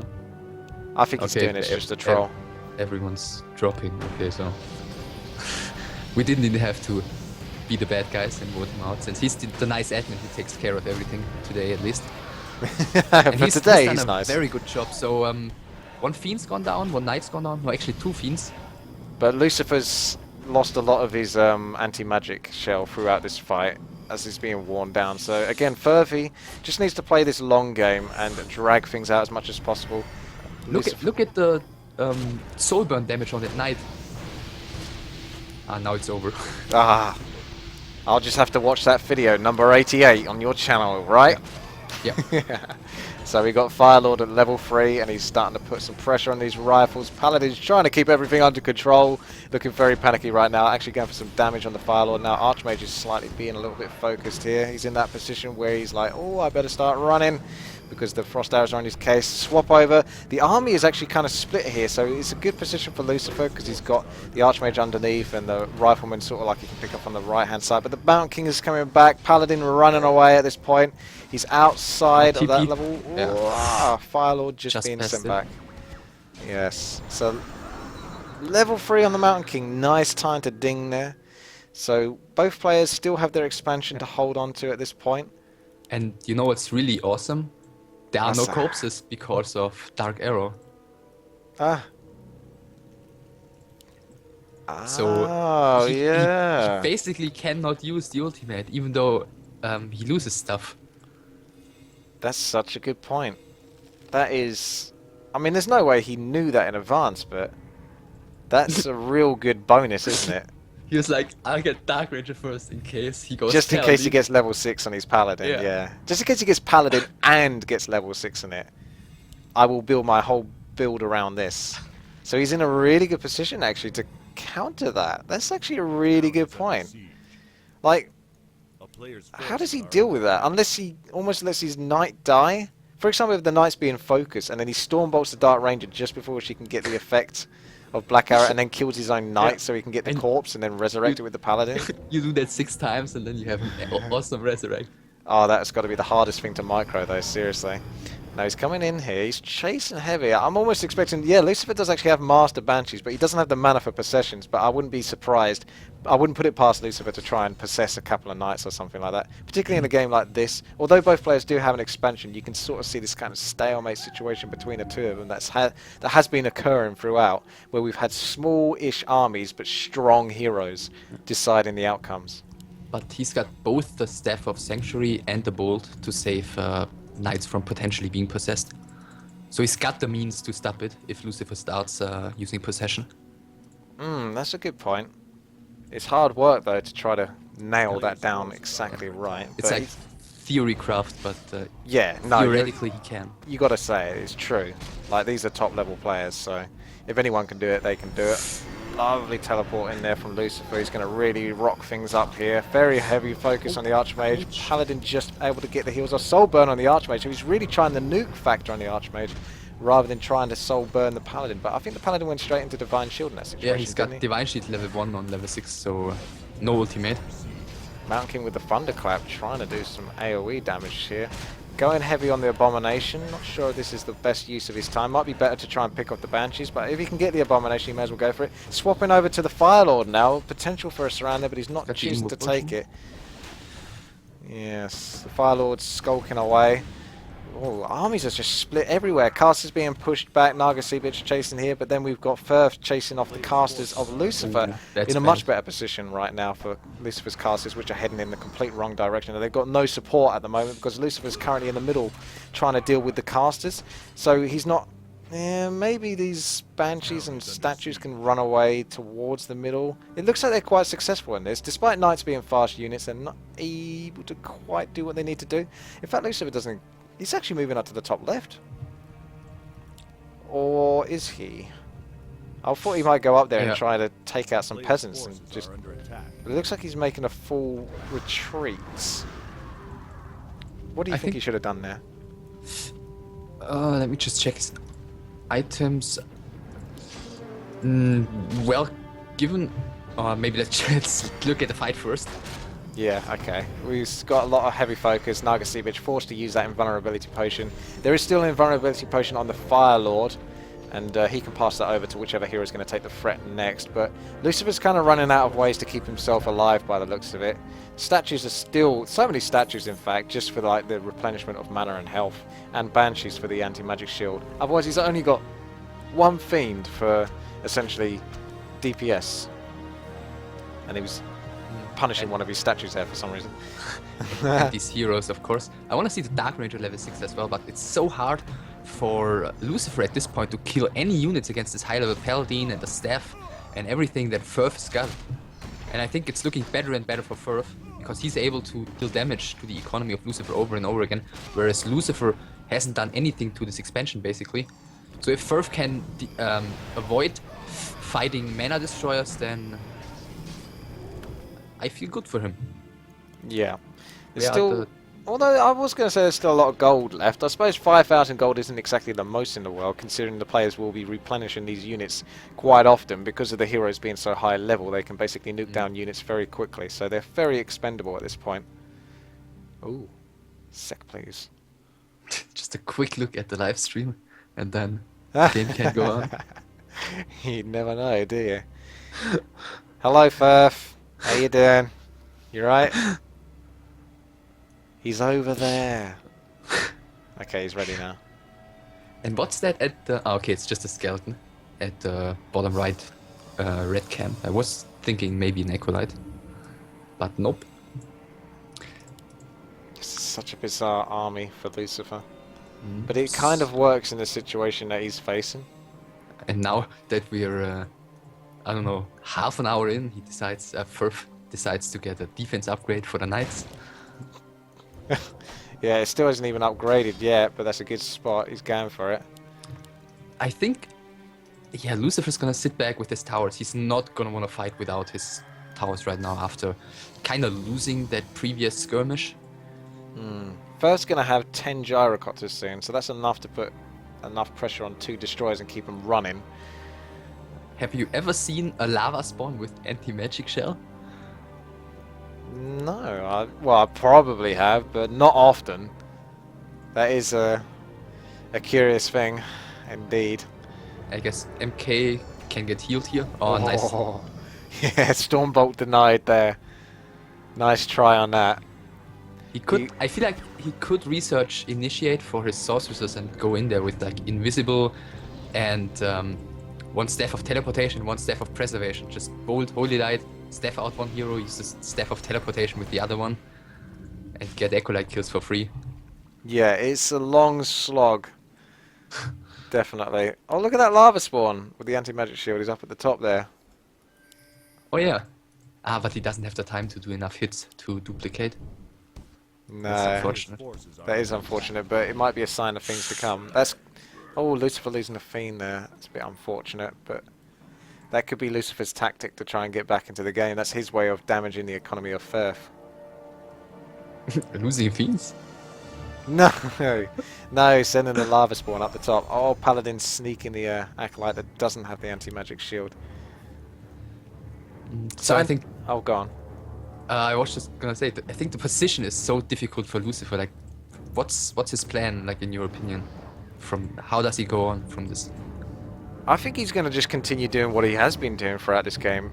At the moment, he's just keeping himself sort of like as protected as possible, and then he's going to try to snipe priests or possibly the Archmage. He's just looking for that snipe potential, but it's not so effective because Ferfe, like you say, has been very effective at maintaining his expansion and not really suffering much in terms of like economy damage. So his army is essentially getting bigger and bigger, and it's going to make it much harder for Lucifer to have these kind of positions where he can get lots of damage on a priest or a rifle and sort of like not be punished for it. So really, it looks horrible for Lucifer right now. I wouldn't want to be fighting. We're coming on the left hand side right now, so... But the knight was there in preparation and he just moved him away. Across the map. Oh, battle is gonna take place. Gyrocopters The destroyers will get destroyers. Yeah, this is not good whatsoever. Banshee's going in for possession there. There's a couple of knights for Lucifer, so at least he's got that going for him. There's going to be some pressure. I can't barely see it, but yes, she does go down. Invulnerability potion almost getting passed over, but not quite. As we can see, it's currently on the floor, and no one wants to pick it up right now. Looks like the Fire Lord might be next under the flames. Yes, he could be getting focused if the Mountain King can stop being silenced for a moment. There are lots of Banshees being picked off left, right, and centre here. Knight's still there for Lucifer going strong, but now the threat is on them, and it looks like Ferfe's putting some pressure on them. If he kills those knights, he can't resurrect those because they aren't technically his anymore, are they? So I was just thinking about that. I think so. Yeah. That would be awesome if we could get him back, but no, that ain't going to work. And Ferfe is actually getting out of this situation. I guess because he just knows he's had a good engagement there and he doesn't have to stay there. It's like trying to maintain the advantage. He's like, I'm going to make sure that Goo goes down at my expansion. That was it. It was like, this entire huge battle that he's having just doesn't mean anything. There's a ghoul at my expansion? What? How dare he teleport back? Yeah, Drop he's just everything. he's just getting one tower now, and then he's gonna be completely safe against that kind of harassment, and he can just re-go right now. 58 supply against 45, and of course the Naga is missing, and the Dark Ranger isn't gonna get level 6 anytime soon, I'm afraid. No, she hasn't had much luck, has she? I would have thought she would have hit level 6 at this point after all of these battles, but obviously Lucifer's just not getting enough DPS out there to snipe enough stuff. Whoa, there's some really heavy flanking coming in here from Ferfe. He's just going straight in for it, isn't he? Yeah, Barreling right in, Firelord in a lot of trouble there, taking him I down. think GG right now. I don't see Lucifer holding this anymore. No, it looks like he's going to go to 1-all between these two players. He held out for a really long time there. But unfortunately, it's just that triple hero power of the humans that just will overcome this situation. He has the power to sort of like drag things out and, like you say, snipe out Banshees or, you know, Acolytes, any little units without really taking too much damage himself, because the Paladin can do so much healing. 600 health per heal, and it costs him 65 mana. Not to mention there's Staff of Sanctuary as well going on, so it's really hard for Lucifer to really successfully kill anything unless Ferfe basically makes a mistake. Oh, Charm. Was that Charm? That was Charm, Oh wasn't yeah, it? he's level 6. Wow, I didn't expect that. Yeah, he lost most of the... It's because he lost his heroes, so then the Dark Ranger started getting experience. I mean, most of the gyrocopters actually have gone down, and maybe Ferfe actually will have to pull back and get some more anti-air. Unless he's just gonna kill the heroes right now. New TP for Lucifer. Yeah, he's teleporting to his main base here, so he knows he has to definitely get out of this situation. The smart idea, definitely, because that Naga Seepage wouldn't have lasted much longer if she did teleport right where that expansion is. So, good move here for Ferfe. He's forced to teleport in that situation by being so hyper-aggressive, and he's able to do some more damage to these Acolytes, which are only going to get another 2,400 gold. Archmage level 6 after the Acolytes go down. If he's close, yeah, he's moving him closer just to make sure he reaches level 6. Yeah, sweet as. I don't see a workshop. Oh no, there is one at the back, so there's a potential for tanks. But yeah, he's not gonna switch into tanks anymore at this point. Lucifer's out of gold, and he's gonna have 3 heroes and 2 units, which I'm afraid might not be enough to deal with the human. Yeah, Ferfe's army just gets bigger and bigger as we go. This is like the biggest we've seen this army after like 35 minutes. Yeah, yeah, he's been at 60 something supply previously. Well, yeah, but that was like so long ago. I mean, if I'm being more specific, I mean for like last 20 minutes or something like that. It's been a long time since we've seen like a decent chunk of units. Oh, the Dark Ranger taking a bolt to the face and some Holy Light. Anti-Magic Shield going to keep her alive, but even then, another Storm Bolt and Holy Light will probably be enough to kill her. You can see she's getting under lots of threat, forced to use some of that health. Oh, there we go. The GG is down, and Lucifer is forced. Great game. Yes, very, very entertaining game. Very well played by both players. I think Lucifer, Ferfe did what we said like right in the beginning after Lucifer chose his heroes, and he did very well at staying calm and getting into a longer game. Even when Lucifer had that expansion in the top left corner, he wasn't like overly aggressive. He was just poking in once in a while, killing Acolytes. He never committed too hard and just dragged the game out very long, and in the end just relied on his superior hero combination, I'd say. Do you agree? Yes, absolutely. It's certainly paid off. Yeah, I'm quite overwhelmed. I'm very happy with that game. Just a very fun game to watch. Right, Amazonia is the game 3, the decider essentially. This is a 1-all between Lucifer and Supercell. Lucifer playing the Undead, and Supercell, otherwise known as Ferfe, as human. And Andy wants to see Lucifer go to the final. I kind of do as well, but I wouldn't mind seeing a human anyway. I want to see mass Sorks versus the slow, or rather the slow on the Orc. Because it was an Orc mirror. I'm not going to say who won it, but it was an Orc mirror in the other semi-finals, and well, the result of an Orc mirror tends to be that an Orc loses and an Orc wins, so you can assume that an Orc is going to be in the final. So what are we seeing so far? No, we're not seeing Fiend build, are we really? No. No Graveyard. Yeah, but he's gonna go for the fast Death Knight, and it looks like a completely standard late Fiends build, which means that the 5th Acolyte builds the Crypt, and he's already building the 6th one, so he's gonna build a shop with that one and then send it to do some scouting, and his next building will be the Graveyard. So completely standard late Fiend build so far, and I would be surprised if he did anything else. It could be some kind of fast tech with a couple of woos only build, but would be, as I said, I would be very surprised if he did so. And Paladin first again for Ferfe. Well, it worked before, so you gotta do it again. Do you think Lucifer's expecting Paladin first again, though? I'm not sure, but there's no rifle build though with this. I'm wondering how he's gonna attempt this. If he's gonna go for some cheeky tech and maybe creep level 3 and harass against the base that is gonna be closed again with the next Ziggurat. Or if he's gonna go for an expansion, because I think on Amazonia the expansion is very hard to creep with Paladin first, because you usually want to have the Vault Element is tanking against the damage output of the golems and of these trolls. Forces are under attack. Yeah, I couldn't tell you exactly how this is going to work out, but he's definitely going to go for the safer creep spot here. Finish off the wizard, try to get a nice item from it, and then work from that point. What we're going to get from him, no lightning and shield abuse in this, just pure going for it. I thought he was almost going to lose that militia there. Yeah, he's got no range. He's got no ranged unit, so he cannot pull the lightning shield on himself. Can you not? I thought as long as you just have 2 units right next to you. No, it's gotta be a ranged unit, because otherwise the creeps basically think the lightning shield is gonna harm them. I think I recently found out accidentally that somehow, at least on TS, you can pull it on, what was it? I think it was a wolf from the Farseer. Somehow on that one it works, I'm not quite sure, but otherwise it's ranged units only. Okay, well, that's curious.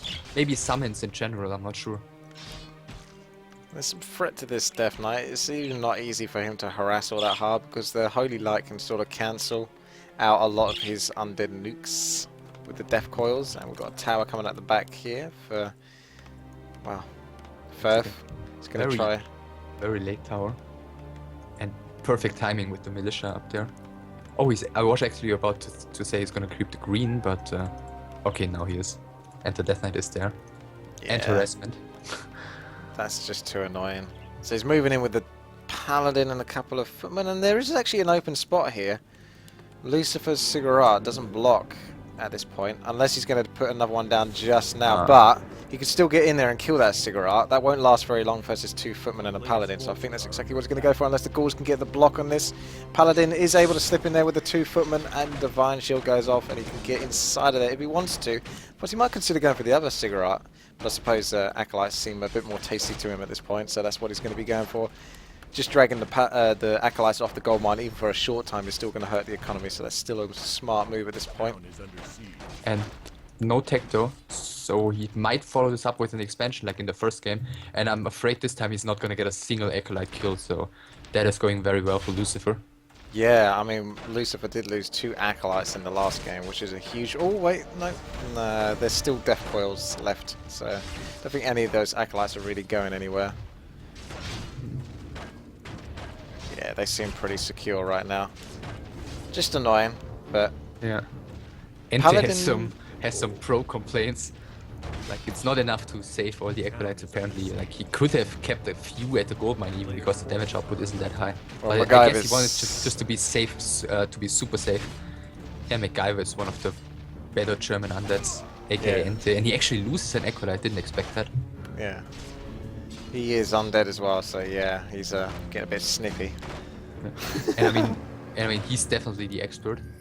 Like, if you watch his stream, he doesn't have like crazy APM or anything, but yeah, he's just depending on his smartness more, I'd say. So he definitely knows what he's talking about. There's the expansion with 5 trillion militia. I never depend on my smartness. Never. I see. Got Paladin stuck behind a tree. So the creeping's going off. The Death Knight's nearby, and the Paladin can't get there just yet. Oh, move those peasants. Move it, move it, move it. Yeah, this is nasty. Lucifer is very quick to react to a possible fast expand here, so he's in the right place at the right time, and that just makes it a horrible situation. Ferfe is teching already. So this was, I don't know, tech plus expansion creep. Maybe he just desperately wants to get level 3 here to finally start some creeping, because what I said prior to this game is that once, especially once he is level 3, he can abuse the Goblin Laboratory and just blow up these 2 cigarettes, and the 2 cigarettes on the right hand side. Doesn't really make a lot of sense if I make a little box around it with the mouse and no one sees it. That's funny. And then march in with his paladin. Yeah, no, I know what you mean. Like, a little sapper could fit in sweetly there, kill both the cigarettes and do some nice damage to the main base as well. Yeah, I love my sappers versus undeads.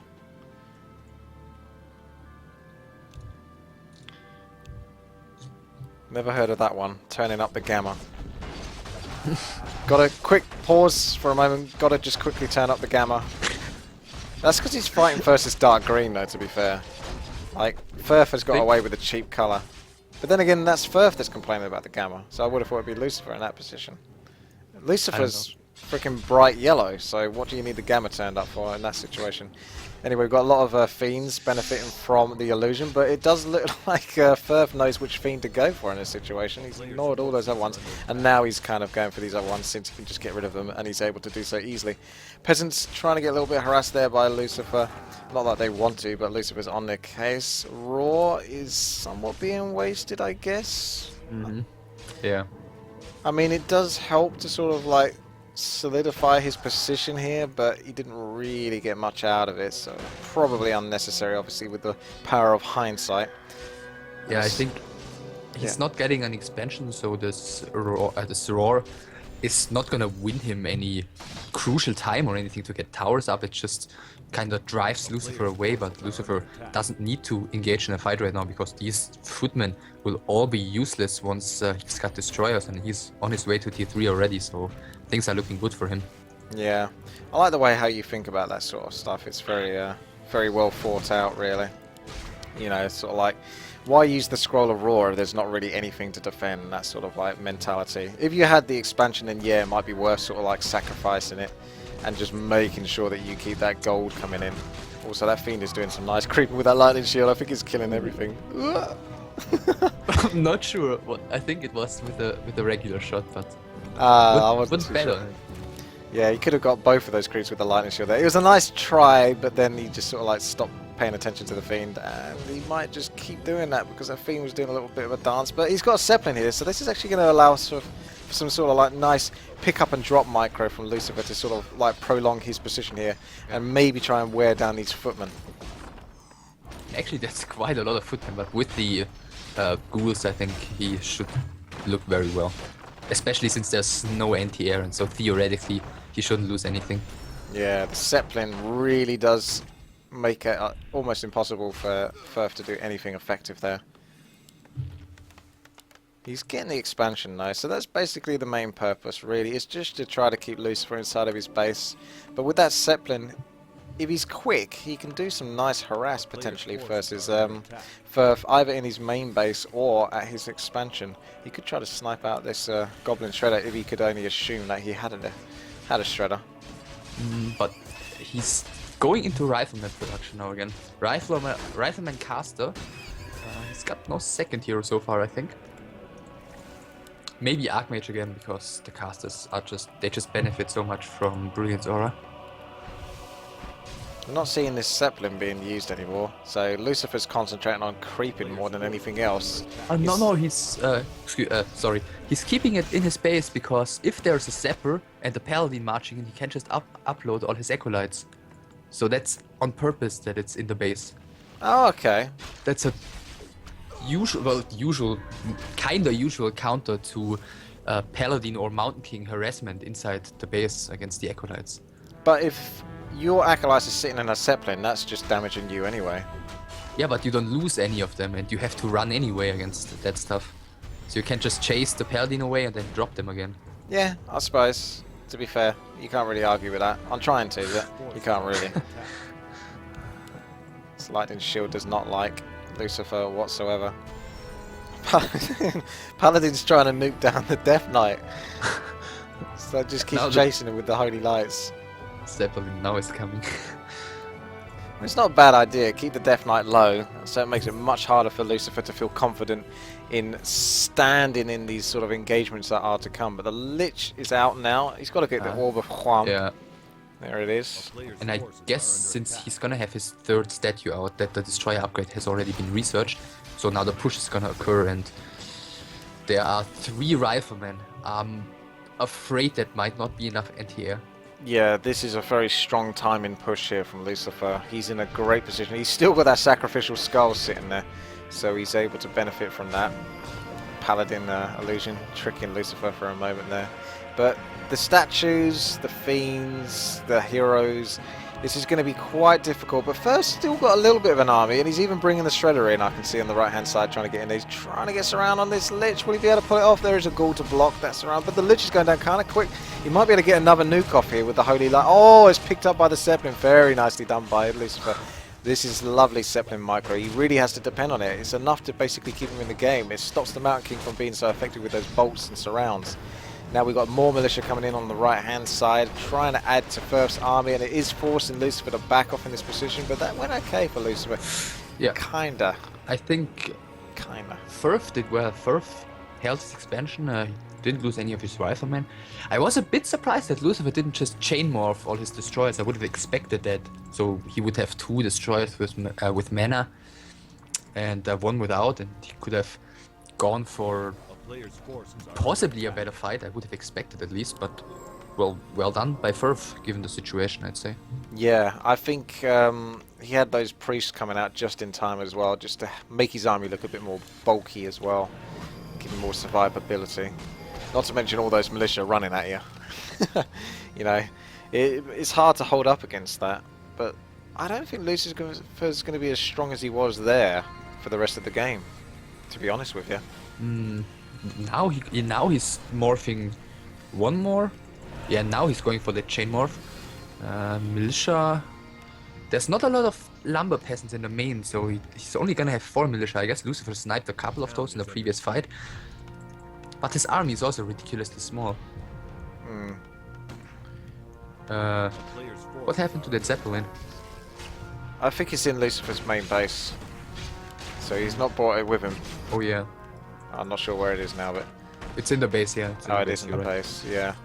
So statues being brought down for Lucifer here. Down it goes! Stormbolts ahoy on the Lich, forcing the Death Coils from the Death Knight. Still going heavy on this Lich though, because of the Mountain King and Paladin combo. That's the last coil, I think, now from Lucifer, at least for like another 10 seconds, so... Don't think Ferfe's got enough DPS to bring down that Lich anymore, so that's actually costing quite a lot actually trying to go for that Lich so heavily. He's now lost quite a lot of units at this position, but he's still somewhat okay because he does have the expansion and the Lich is still being pressured.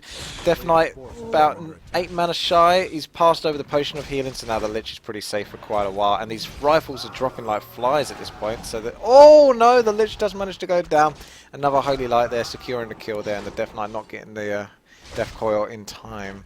Nargasievich could be next to go because the Mountain King just keeps coming with his Stormbolts. He's got enough mana for another Stormbolt, so even he's though... gonna dodge, probably.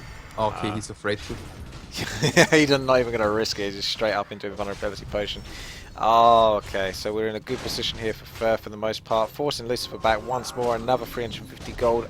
Scroll of Teleport being used in this situation. So Ferfe, I think, has probably secured his position in this game to be victorious. I'm not saying he's going to win it, but that's... It was looking good for a pretty long time in this fight, but in the end Lucifer killed like all riflemen. So I think he didn't lose that much though. I mean, he didn't have a lot to begin with. He lost his Lich, a couple of items, NTSS, 2 Fiends, 1 Destroyer. But probably is what he lost, and a Ghoul in the economy, which was harassing. I mean, so I think it's still open. Lucifer's at 50 supply.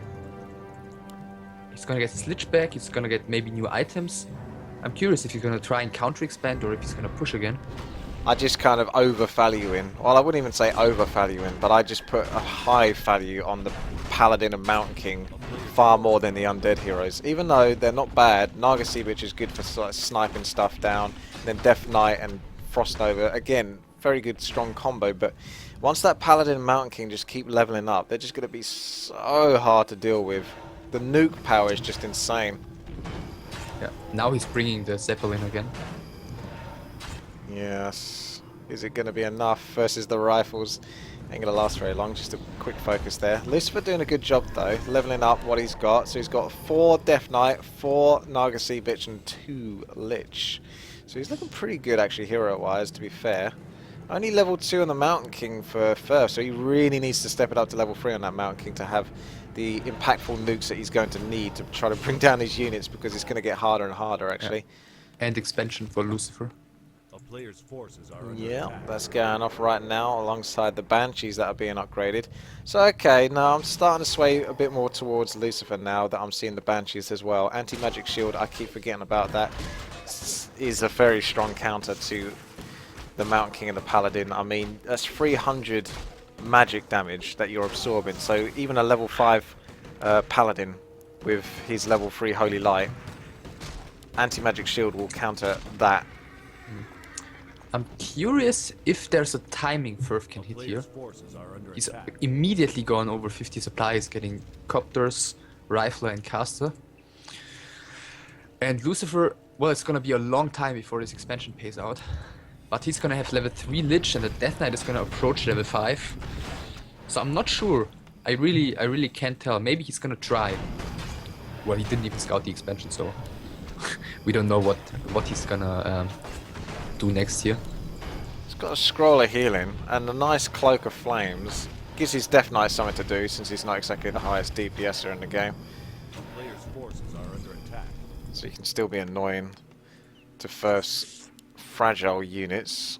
But he's built up these rifles quite nicely here. He's definitely going to take a lot of punishment from the Frost Novas and the Naga Sea Bitch, as well as the Death Coils though. So it's really up to Ferfe to try his best to try to counter those Death Coils and Frost Novas and Holy Light the riflemen that get focused as fast as possible, just to try to deny Lucifer kills. So important that he does that, because allowing Lucifer with his triple hero combo here to get any stronger is just gonna possibly cost him the game. By the way, Ferfe's real account, because it's asked in the chat, is a cute girl with dots in between the words. You can also just check the W3 Arena ladder ranking. I think he's like top 10 or top 15 with that account. There you have it. There Alright. you I have it. think fight right now. All the ghouls are chilling in Lucifer's main base. They're waiting. I like how this is such an interesting game again. Yes, it's evolved into a really tense one as well. Like both players not sure how to engage this. Looks like he's going to be forced though. Mountain King taking a lot of damage here. Heavy nukes. Holy Light only mitigating some of the damage as the Mountain King continues to be pummeled. Oh, Rifles he's get some gonna nice go down. damage though. Keep the Mountain King alive, and the rifles are really slicing through those destroyers on the left hand side here. So they ain't going to last much longer. And then it's the Banshees that need to be taken care of. Mountain King being picked off before the Paladin can get the heal though. But the Paladin is moving up to level 5 now, so he's got the level 3 Holy Lights. He's still got 2 scrolls of healing, so he can distribute the damage out to his casters and everything else, and he'll be in a good position to use it. He needs to get the Mountain King back, which I think he's just done. The undead heroes will win against this army by themselves right now, I think. Unless the Death Knight dies straight away. No, maybe not. Yeah, Lucifer's looking Needs- really strong. New anti-magic shell. He doesn't have the mana, but like the spells right now. Okay, he only has mana for 1 more Nova, but he uses that very nicely, and he's trading very well. Yeah, it looks like Lucifer might be in a position to take this now. Ferfe is, with that level 5 Paladin, not going to have enough unless he can get the Lich down. But it's no anti-magic shield is down. The invulnerability potion is used. He somehow managed to push this off though. I suppose because Lucifer just doesn't want to risk losing that Lich for the moment, which has cost him a couple of fiends. So that's a nice little... Didn't quite realize that Lucifer was already out of mana. Guess he used a lot of spells against that Mountain King. Killing him twice obviously was good though. Yeah, I'd say. Good experience. Mountain King might be coming back a bit more slowly. He is from the, he's almost halfway through from the altar. Death Knight up to level 5 now, so he's going to move into those level 3 coils, which is going to be enough to really make it hard for the Paladin to try and keep these rifles alive. And he's got the level 1 Unholy Aura only, so he's got Death Pact in case it would get close. Lovely use of invisibility there. There is no way to counter that at the moment for Lucifer right now, as we can see, but the priest is going to... No? Yes, no, yes. Maybe? Rifleman wants to come back and get killed as well. Oh, the Cloak of Flames killed him. Yeah. That's lovely. Burn in righteous fire, priest. No inner fire for you. Outer fire, more like. In your face. Right. What's Ferfe Yes, up to? so 50 food? the healthy expansion. The hero levels are getting stronger and stronger, and I think the Mountain King barely got any experience. Yeah. The Actually, yeah, neither did the Paladin, I player's think. forces Yeah, are he didn't kill that much. The Fiends there in the end. Yeah, that was about it, I guess. Good item, though, kind of, for the Mountain King. But not much else, though, for these heroes. And there's no towers at all, so he can just poke in there if he wants to and cast some spells. Which is what he's probably about to do. Yeah, it doesn't look good to be a peasant right now.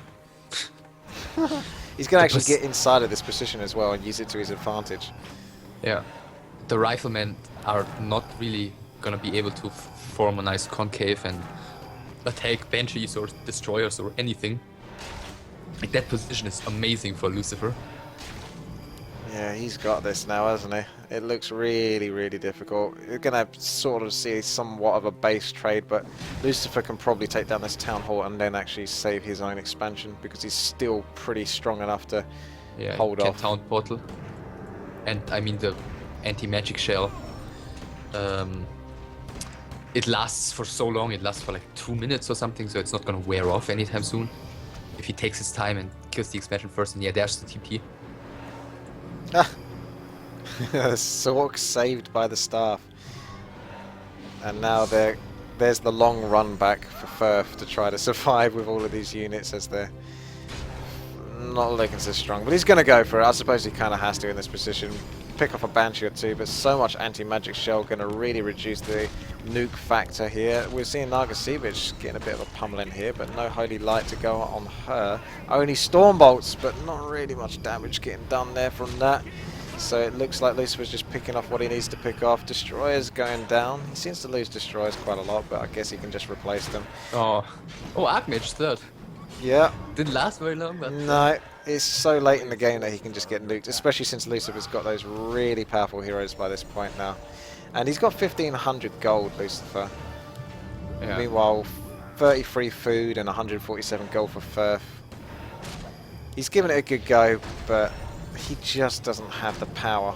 He needed that Archmage earlier. He needed like an extra level on the Mountain King at least for this to be much more of a fair game by this point. It's clearly Lucifer's game to win, and he does, taking it as a 2-1, moving into the finals. Well, there it is. Hello and welcome to the finals of Out of the Blue Cup 3. In the finals we have Lucifer playing as the Silver Undead. Yeah.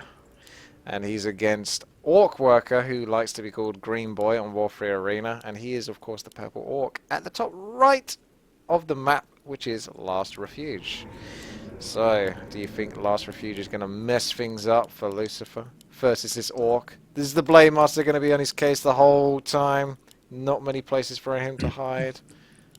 I think the Death Knight is going to try to be on the Blade Master's case early on. As we can see, Altar first for Lucifer, and all he basically is going to do with that is he's going to have a lone Death Knight with a couple of skeletons, harassing the Blade Master, trying to fight the Blade Master, whereas the Blade Master is most likely going to run around the map, try to pick off items, try to kill as many creeps as possible without Lucifer finding him. So at least for a while, the Blade Master is definitely not going to want to be on Lucifer's tail. So the Death Knight is chasing the Blade Master. Has the world gone topsy-turvy? We'll find out. Fiends, do you think? Yeah. Yeah. Yeah, Fiends. Graveyard coming, late Fiends, and Late Fiends. proper building placement. He's gonna be able to close the base. I'm assuming, unlike the games we've seen him against human, he's not gonna go for the super greedy tech with only one cigarette. No, he's done it before, hasn't he? But yeah, at first it's a Blade Master, and you don't want a Blade Master catching your cigarette whilst it's going up.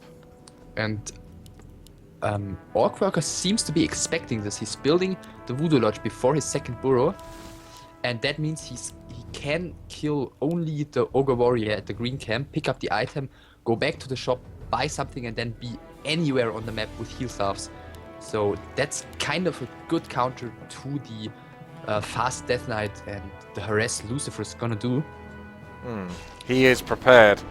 You know what I like about this map is the opportunity here for like that Acolyte to scout with the higher ground and see what's going on. I like little touches like that. You don't see that enough in Warcraft 3 maps, where if you're willing to scout for it.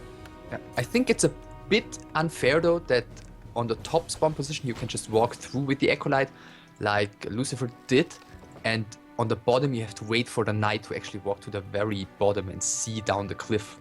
Okay, yeah, I agree with you on that. I think, in all honesty, there needs to be proper map synergy. Like, okay, you can have things a little bit jaunty so that it's not exactly identical, but like you're saying there, if you can do it at the top position, you should be able to do it at the bottom position. So whatever can be done at the top should be able to be done at the bottom. We've got... Oh, sorry, go. Yeah, but I just wanted to say the map's been out for years and it's taken very long until people actually figured that out. And Lucifer, he seems to realize what his opponent is doing here, and that his opponent's Blade Master can basically be anywhere on the map, so he starts creeping by himself because the chances of him actually doing damage to this Blade Master or even finding him are rather low. So I like this decision by Lucifer. Taking away the creep camps of Orcworker as well, which is very nice. But so is Orcworker. Yes, I just spotted that. He's going over for the Ogre Warrior. Just a crappy Ogre Warrior though. Tain't nothing, that one. Claws, maybe. More like Ring of Protection +2. The biggest, baddest, badass Blade Master there ever was. 2 Rings of Protection +2. That's +4 protection. I think he'll sell them both right now. Jeez. Circlet. That is badass. There's no way he's going to sell... Oh. Yeah, of course. Yeah, down they go. See you later. No claws for you. No gloves of haste. No circlet. Circlet? Circlet. I can't say circlet. Circlet. It is circlet. Circlet. Circlet. Say circlet quickly. Circlet? Yes, circlet. There we go. They all sounded the same. I needed to confirm it. It felt wrong every single time I said it. It's just one of those words. It was playing with me. Some good solid creeping here though. I know that Blade Masters and Grunts love Knoll Overseers from Twisted Meadows, and it seems to be a very similar camp in that aspect. Got Lucifer just ducking through the middle. He's got a boost of speed on his Death Knight. Did he pick that up from a creep camp like the Ogre Warrior? Or did he buy that? He bought it at the right hand side shop. Is that just because of dealing with a Blade Master so he can try to outrun it? Actually, I think I'm not a huge fan of that. Maybe with a fast Death Knight, with an early Death Knight, it sometimes makes sense to just run across the map quicker, but once he hits tier 2, I think it becomes rather obsolete, and therefore it's not the particularly greatest investment. But so far, things are looking good for Orcworker. Picks up the big potion of invulnerability. He's gonna get level 3 with his next kill. This Blade Master's pretty ballsy. Yeah, he knows where the DK is though, so can do that. Yeah. True that, true that. We can see Lucifer already starting up his tier 3 tech, so it feels like this game has barely been going and he's moving his way to tier 3 already, so it's really fast. And we've even got Orcworker now starting his tier 3 tech. He's got a Bestiary into tier 3 tech with the Shadow Hunter almost out. So Orb of Lightning is a must versus those pesky destroyers. That Blade Master is building up quite nicely, level 3, but Lucifer must be almost... Oh, actually he's not. I thought he might be a little bit higher, because he's actually done a fair bit of creeping as well, hasn't he, with the Death Knight, but he's got a little bit of a way to go before he hits level 3. I think he sniped out 2 creeps, the main creep on the one green camp on the Yeah. top of the map and the ogre magi at the natural expansion of Orcworker. But other than that, he didn't really get too much creeping done, whereas the Blade Master is level 3, the Death Knight. Let's see if he's going to be able to do any damage here. Maybe pick off the Ogre Warrior. Yeah, Hex hasn't casted it all. Was about to say too late, but just saves his mana for now. Blade Master also sees that the base is closed, or the Acolytes are blocked off, so he cannot do any damage there. Yeah, he's backing off right now and just checking around, just seeing what's available to him. Whilst the Shadow Hunter is trying to chase down the Death Knight as he tries to clear this creep camp.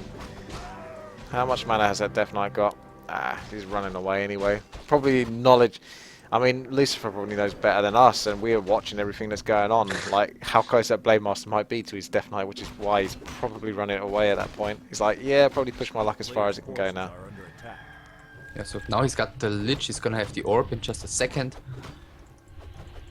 And, well, since there are no walkers, he might be able to creep something bigger before his opponent's tier 3 kicks in. But at this stage of the game, it's always kind of tricky against the level 3 or even higher Blade Master. At least that one is already halfway dead. You know what I wonder is... Player's forces are under attack. Circle of Nobility is notoriously fantastic for Blade Master, but with 2 Gloves of Haste, would that stack better for the purposes of having Orb of Lightning? Just so you can get possibly more procs from Orb of Lightning. Well, it does more damage, certainly, but the Circle of Nobility increases damage as well, it increases attack Survivability speed, and all but that it kind of also, stuff. yeah, exactly, but it also adds some survivability, because if you have a Blade Master that deals massive amounts of damage for 3 seconds and then he's gonna leave the fight or die, then, well, that's only gonna be useful for 3 seconds. Yeah, true. You gotta consider all of the survivability. It can't be all about the DPS. And the Blade Master is a bit of a cheat hero in that aspect because he has such high agility, armor rather, because of his agility. Yeah. So that gives him like huge amounts of survivability anyway, which is why he's so much of a pest early game, because no one really has the DPS to do anything about him. Until you can start getting the nuke in. And we've got the triple hero from Lucifer coming in, so silence to maybe stop the Blade Master from going into Windwalk. So let's see if he's going for the burrows and just TPs out, or if he actually wants to go into a fight. It looks like he wants to go into a fight with these creeps in Orcworker's back. Hex on the DK maybe? Actually silence on the Shadow Hunter. Yep. So that's gonna save the Lich for now. But he's got to keep his Lich alive. Then this Lich is really surrounded right now. Orcworker's got a good surrounding, but the Lich is able to slink out of this one. Fiends, they got the burrow, so they're going down. Grunt's being picked off. Destroyer going to work. What is this? The Dark Ranger in the middle there, but there's... Oh, Dispel. nice! He's not... Oh my god, the crit just finished her off. Yeah, good call there on the dispel from the Destroyer, but unfortunately the Blade Master got a huge crit before a Death Coil could come out from the Death Knight, and now the Destroyer's feeling the pain from the Orb of Lightning of the Blade Master. He's not going to go down just yet. He's trying to stay back away from the range. Shadow Hunter just trying to duck and dodge this whilst trying to pick off the Destroyer, but it's Destroyer being kept alive by the Death Knight. But how much mana is there to go? 20 mana only left, and Orcworker will be able to finish this off. Come on, quick! Yep. There we go. Right. Still a decent trade for Lucifer, I'd say. Was looking awesome in the beginning, but the Blade Master just kind of freaked out in the end. Killed the Dark Ranger, Destroyer, and good call to TP out. I think he would have just, due to his lacking damage output in the end, he would have just got killed by the lone Blade Master, who still had the big inmove potion. Yeah. Losing a level 1 Dark Ranger isn't the biggest deal anyway. Like, it's like, oh, you lost a hero. Ooh, you're in big trouble. Not really. Oh, What? Did he almost die again with the Blade Master? but Tome of Agility and Boots of Kel'Thalas at this creep camp for the Blade Master. Okay. That's neat. Yeah, plus 18 damage with the Gloves of Haste is really important because obviously he's just attacking more and more. And he doesn't even have the Kodo upgrade yet, so it's gonna get even a little bit more. Yeah, I forget about that. I underrate Kodos a lot. With that upgrade, it's not only just affecting units, it's obviously affecting heroes as well, and the amount of damage they can do. So, He's yeah. gonna have plus 24 then, if the Kodo gets upgraded eventually. So yeah, that's quite nice. Blade Master might be able to snipe out an obsidian statue thanks to the gloves of haste and the all the lightning. Those procs. Purge, purge, purge. Yep. See you later, statue. Oh, level 4, so he's now got level 2 crit to boot. But Lucifer's just trying to keep his creep on, basically. He's just trying to ignore everything that's going on and creep hard and fast. But Orcworker is able to see this, so he might be able to come in here for a snipe. Oh, oh man, he's got the shade there, but Yeah, he got the couldn't snipe. capitalize on that. Did But he get it? No, I think He must have, didn't. because he just, well, I think he did, because he just dinged level 4, didn't he, when he killed the statue, and now he's got like 4 and a bit. Yeah, I mean, Lucifer didn't get it. Yeah. Oh yeah, Orcworker yeah, got sorry, it. yeah, Worker got it, but he couldn't pick up the item, whatever it would have been, because he was already full. The crystal ball is gonna be sold anyway, but at least he can get like another heal scroll for it. Crystal ball number 2. Yay.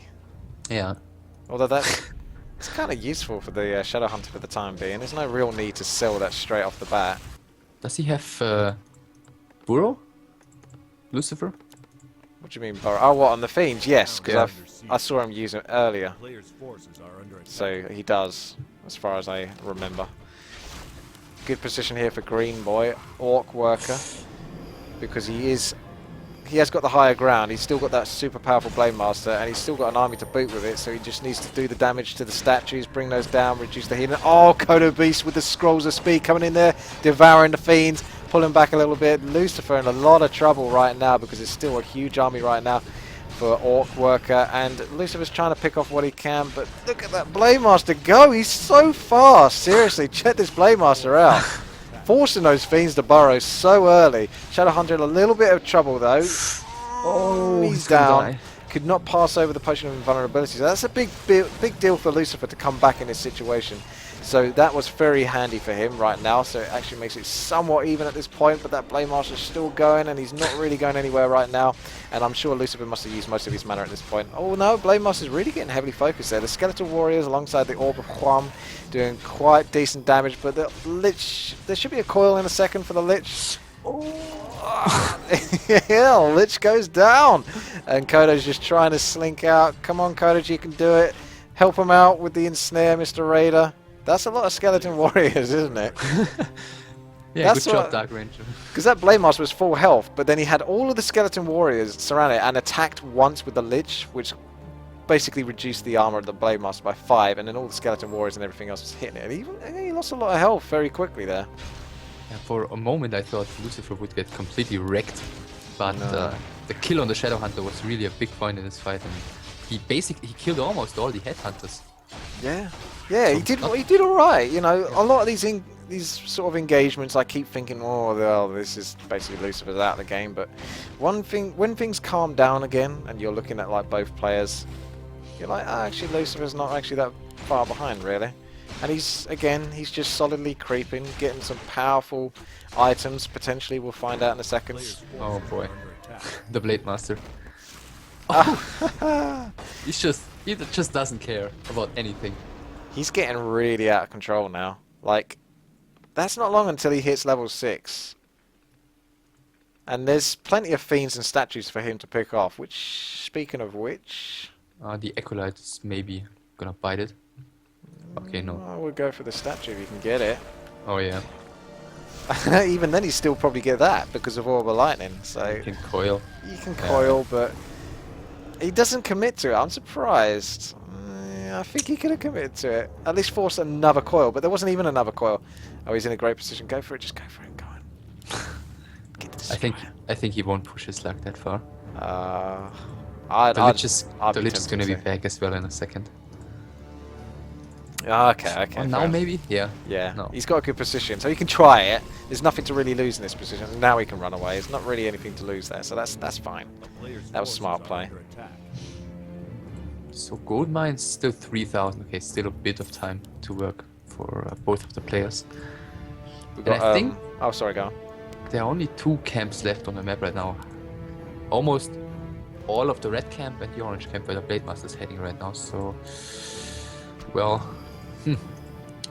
Lucifer would definitely love to have a level 5 Death Knight and Orcworker a level 5 Shadowhunter, but I think neither of those are gonna get enough experience from the creep camps. Shade sees the Orc army pulling the creeps right now. Yeah, he's aware he's coming in, but also Orcworker can see what's coming up with his Blade Master, so... Oh, yes! The Lich is aware of you, Blade Master, you better back off. So, looks like Lucifer... Well, he's going to try to steal it, but at the same time, Orcworker's certainly not going to let him really get away with it. Coil, maybe? No, he's pulling... Oh, that is very greedy. Just quickly going in there. Does he have a town portal? Yeah, he does, so... Even if he gets creep checked, then it's not gonna be completely destructive. And the position is really tricky because it's so narrow for the Orc and he has to walk through there with everything. And he actually decides not to go into that narrow choke. Oh, but the claws of attack +9, missing out on that. But still, the Blade Master's got amazing enough items. But that would be really sweet. The Lich is quite sick as well. He doesn't have any protective items, that's a bit bad, but the damage +28. Yeah, that's true. The player's forces are under attack. +28 damage with the Huam orb is just pretty kick-ass. So, not much siege potential here from Orcworker, despite a large army. It's, yeah, I think he's making the right decision to back off there, rather than try to do a little bit of additional damage to that crypt. And he's going to try to reposition himself, maybe switch back. He was about to there, but Lucifer did the right thing, didn't push too far. Just trying to keep himself all together as much as possible. Shadowhunter going to pick up some more goodies. Invulnerability potion, scroll of healing, potion of mana, scroll of speed. He's got basically a lot of stuff going for him. So much support. And if he hits level 5 on that Shadowhunter as well, that's level 3 healing waves that he can be spamming out on this super powerful Blade Master as well. So he's alright. He's okay. Yeah. He is a Blade Master. He can walk out of this one quite easily. Banshee's coming in for Lucifer. He's been enjoying this Banshee play. See how that works. I mean, Curse is definitely very effective versus Orc. Yeah, especially since there's no Dispel. That's very nice. Finally, the Kodos are upgraded. You were just waiting for that, weren't you? Yeah. Come on, sort that out. If you're going to do one thing this game, you're going to upgrade those damn Kodos. Get on with it.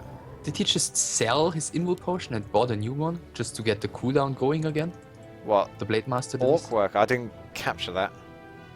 He had the Invul Potion previously on the Blade Master already, I think. So he sold one and bought a new one. So invested 75 gold.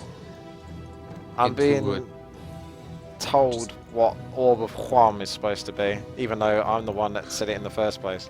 So people are already trying to steal it from me. Always nice to be lectured about things you already know.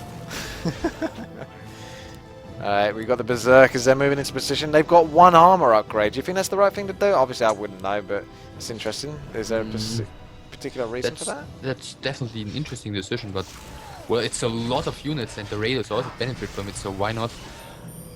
Okay, so a lot of loot going there for Lucifer onto the Shadowhunter, who's going to be feeling the fray in a second again, no doubt, by Lucifer, but lots of units going down. Berserkers dropping down, but oh my goodness, he's going heavy on that Lich. Did he have... No, the Hex on the Death Knight didn't last quite long enough, and the Blade Master's going back onto the Destroyers. Shadowhunter's still sitting comfortably at the moment. Poor Kodo's going down. He's still got one Kodo left with that Aura. Can he keep it alive? That's the main thing. Wyvern's coming in now for freaking Orcworker. And level 5 has been achieved by the Shadowhunter. This is a big deal. He's still got lots of mana. He really needs to start spamming it out. Try to keep those units alive as long as possible. Blade Master's bloody level 6. No more Dispel available. Oh, Hex on the Death Knight, so the Dart Ranger is taken down. Oh, the damage! Misclick. Oh, good. Yeah. He coiled the Fiend accidentally instead of the Lich. I mean... But that was pretty good decision making, I feel like, by Orcworker. After the last Destroyer went down, immediately went for the Dark Ranger.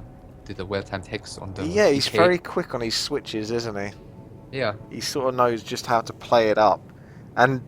By the way, I don't think much was surviving from that Blade Master, because that was a 252. Even if he got the coil, that was a 252 crit. That's huge. Like, he's just spamming it out with the Blade Master, attacking so fast. It felt like he had bloodlust on him. It's pretty crazy. Yeah, that was like... Yeah, amazing. Alright, awesome game. Moving into the second one now. Strawpoll. What's up? Orb off. Oh god. That's funny.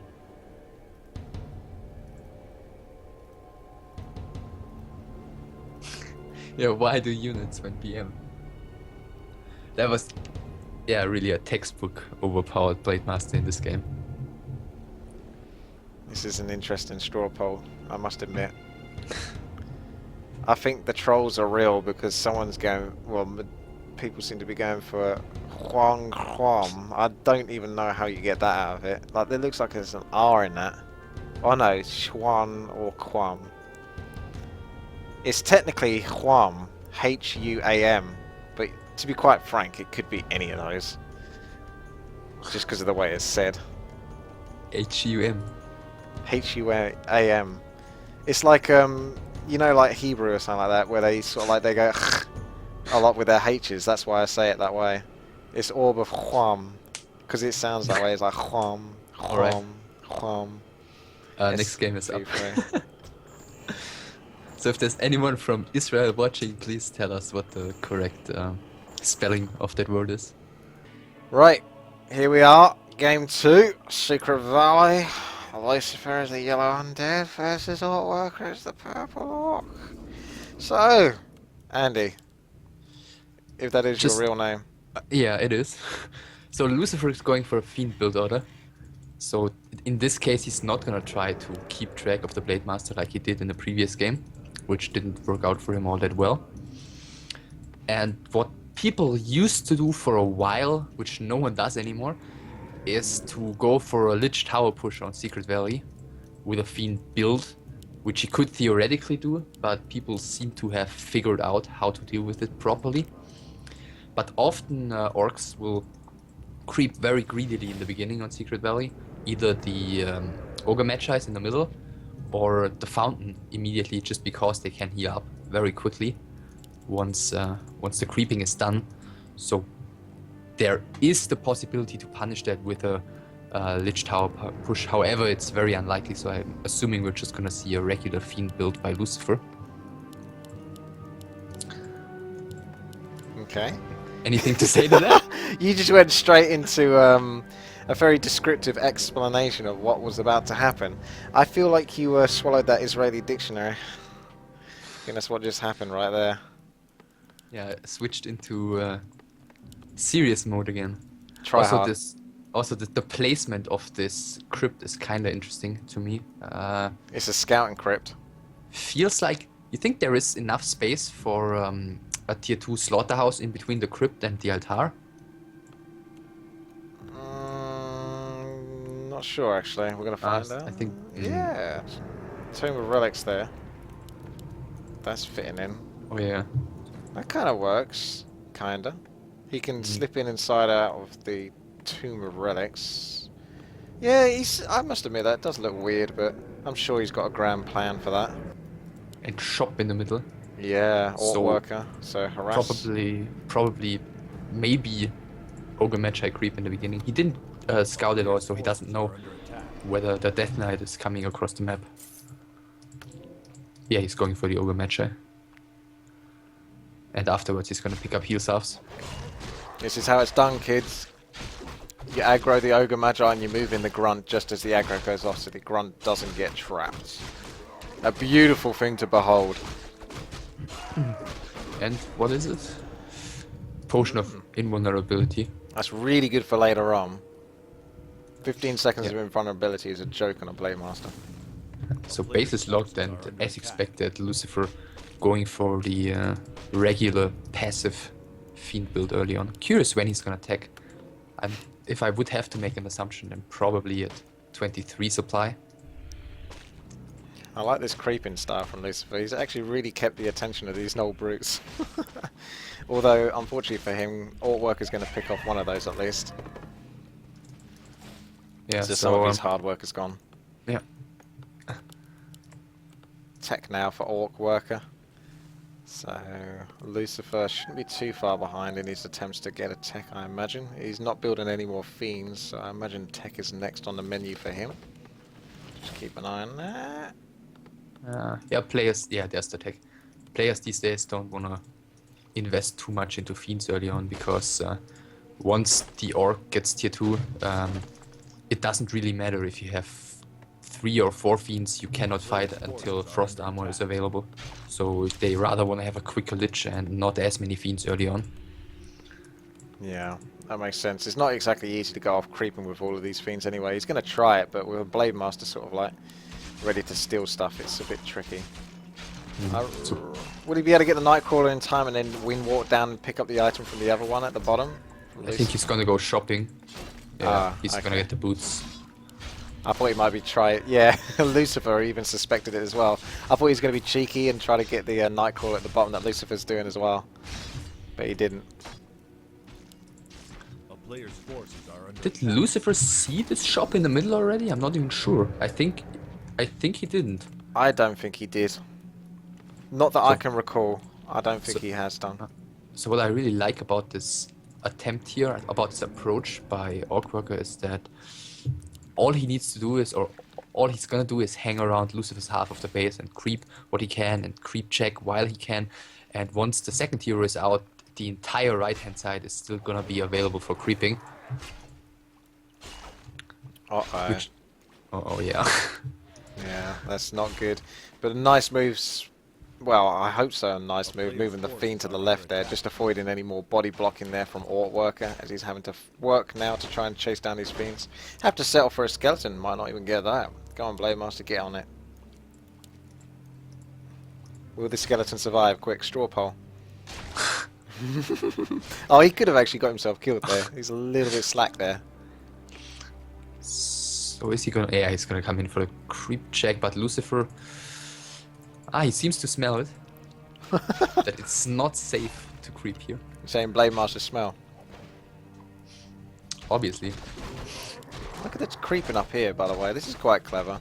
I mean, Grunts can take a hit or two, so he's just trying to get experience, and he can always move his Blade Master up there to pick up the item later on, because Lucifer's currently being forced to move onto the right-hand side, so he knows it's safe to creep this spot on the left-hand side of Lucifer's natural expansion. Did he miss the undead army though? I think he did. What, with the Blade Master? Yeah, I think he's unaware of where Lucifer is, and he's just going all the way to the right hand side with the Sacrificial Skull. He's probably gonna creep the Orc's natural expansion. Oh, will these Grunts make it? It's looking a bit rough for them. Oh wow. The Skeleton Warrior there did actually spot this creeping, but he's not actually actively trying to save these Grunts as much as he can do. I think he could have been TKing a little bit with the Grunts just to make him survive. Yeah, I think there's a little bit of a mishap there. There's 2 Grunts down, that's a huge deal, and that's gonna make things a lot easier for Lucifer in upcoming engagements. It's the Blade Master got Talisman of Evasion and Gauntlets of Ogre Strength, so that's not necessarily what he hoped for. But I guess Lucifer might be forced to TP anyway, if the Shadow Hunter... Okay, the Grunts are on the other side of the map. I think he's going for an attack. He's picked up Potion of Mana on his Lich. That's a very aggressive item. Is that just so he can have as many Frost Armors as possible, or is he like... No, I think the Death Knight's gonna get that. Oh, okay. Yeah, that makes sense. More Death Coils and such. He didn't pick up anything else for the Lich though, because when I saw that item I was like, oh, is he going to get Sacrificial Skull and just go for like a tower rush? But like you were saying, most Orcs seem to have found a way to deal with that. But that's definitely very strong for a long time, and I think he still is strong, to be honest. You can still catch an Orc out. Yeah, if it catches you off guard, if you're like not scouting properly and just expect the standard and all of a sudden there's the tower rush in front of your base, it can really hit you hard. Oh, nice job just trying to keep that Shadow Hunter under control, but healing salves are going to do a good job of just keeping him back in there. At least if we're going to steal the creep here though. He's got no Dust of Appearance, so Lucifer might be able to work very nicely with the Fiends for now. And maybe he's going to try and get aggressive and make use of the fact that for the second time right now Orcworker has not built a Spirit Lodge, therefore he's not going to have Dispel or Spirit Link at this point, which would make things a lot easier for him. Let's have a look. The tier 3 has almost been achieved. Lucifer moving into statues. A second statue coming out for Lucifer very shortly. I guess he'll get dust immediately after seeing that burrow. Yeah, he's gonna want it. Okay, or not. He didn't though. Yeah, you're right. Unless he gets it from the other shop. Maybe he's fussy which shop he gets it from. A player's forces are No, he's pulling up the red creep camp at the top here actually. And he's definitely gonna be able to get it, provided he can not get too screwed over by the Ogre Warlord. Looks like he's got a great position though there, so he's gonna go down very quickly. Could be a nice item for the Shadow Hunter perhaps, because the Blade Master's already loaded up on items. If it's an aura item. He's always just a little bit tricky, isn't he, Ogre Lord? Right towards the end. He always just slightly survives longer than he needs to. Medallion of Courage, Strength and Intelligence. a player's forces are Not the under attack. best, is it really? Maybe he'll keep it on the SH, I guess, or maybe he'll sell it. It's certainly not bad for this Shadow Hunter. It's more survivability versus nukes, and it's more mana for, you know, healing waves. But I guess you would always try to take an aura item if you could, Definitely, over anything yes. else. Definitely. Yeah. Particularly for Orc as well. They just love it. They love anything that boosts their damage or their mobility. Speaking of which, Kodo's coming out, and the Berserker upgrade. Yet no Berserkers. Oh no, there is a Headhunter. A lone Headhunter that's going to enjoy that Berserker upgrade in probably 3 seconds. I'm keeping an eye on him now, just so I can see it happen. Not yet. Oh, nice dodge on the coil here. I can't take my eyes off the Headhunter though. Because he has to go into Headhunt Berserker mode. Does he find the Kodo? Or does he get in range for a Nova? That's the more important question. Yeah, but this Headhunter. Why hasn't it gone into fucking Berserker mode? There we go! Cool, that took ages. Okay, we're done. My work here is done. Slightly obsessed there. Yeah, I know. It's OCD coming in there. Alright, Lucifer's putting some pressure up on this, but he's going to get flanked on the left-hand side. I say Orcworker looks very strong, but there is the Orb of Huam that could do quite a lot of damage, picking off a Raider specifically. It looks like he's going straight for a Raider there, yep. Although the Coda's coming in there, but he doesn't actually get anything successfully. Scroll of Speed, trying to get himself the best position possible. There is a Fiend being caught out here, but then again, Raiders being picked off as well at the same time. Lich under quite a lot of threat, but Death Knight mitigating that threat. And now the Obsidian Statue. There is an Orb of Lightning on that Blade Master. Yes, he can get the Destroyer indeed. Looking very nice right now. Oh, there's so much pressure on that Destroyer. Grunts aren't such a big deal to lose at this point, but they are going down quick nonetheless. As long as he keeps the Raiders and the Berserkers in place, he should be quite strong right now, Orcworker. More Kodos coming in. What do you think about that? Mass Kodos. Yeah, as long as he can keep them alive, I think it's kind of tricky against all of the piercing damage. But yeah, they've proven decently in the last game so far. This one, yeah, he's lost 2 already, I think, so yeah, not particularly great use of them so far. Tell you But what, it looks like the Orc might be slightly ahead, nevertheless. just about, purely because of the Blade Master basically just not taking the threat, but the rest of the army's basically getting sliced to pieces because of the Orb of Corruption from the Lich. Just doing so much with some focus, but then again, this Blade Master, like I say, is being unchallenged right now. And his Orb of Lightning procs and gets rid of the Frost Armor. Although that was a nice touch to try to remove the Kodo as well as retrieve a Fiend before the teleport goes off. So, not terrible for Lucifer, but not great either. It's kind of hard to tell sometimes these games, because you look at Orcworker and you say, well, technically, I think he lost more in that battle. But Definitely, Lucifer had to use his Town Portal, and you've got to consider the fact that this is a Blade Master. One of the strongest heroes in the game, if not the strongest hero in the game. For 1 versus 1, so there's, you know, when it comes down to experience, it's more important that he powers up than the undead heroes. I'd say both of them really benefit from higher hero levels.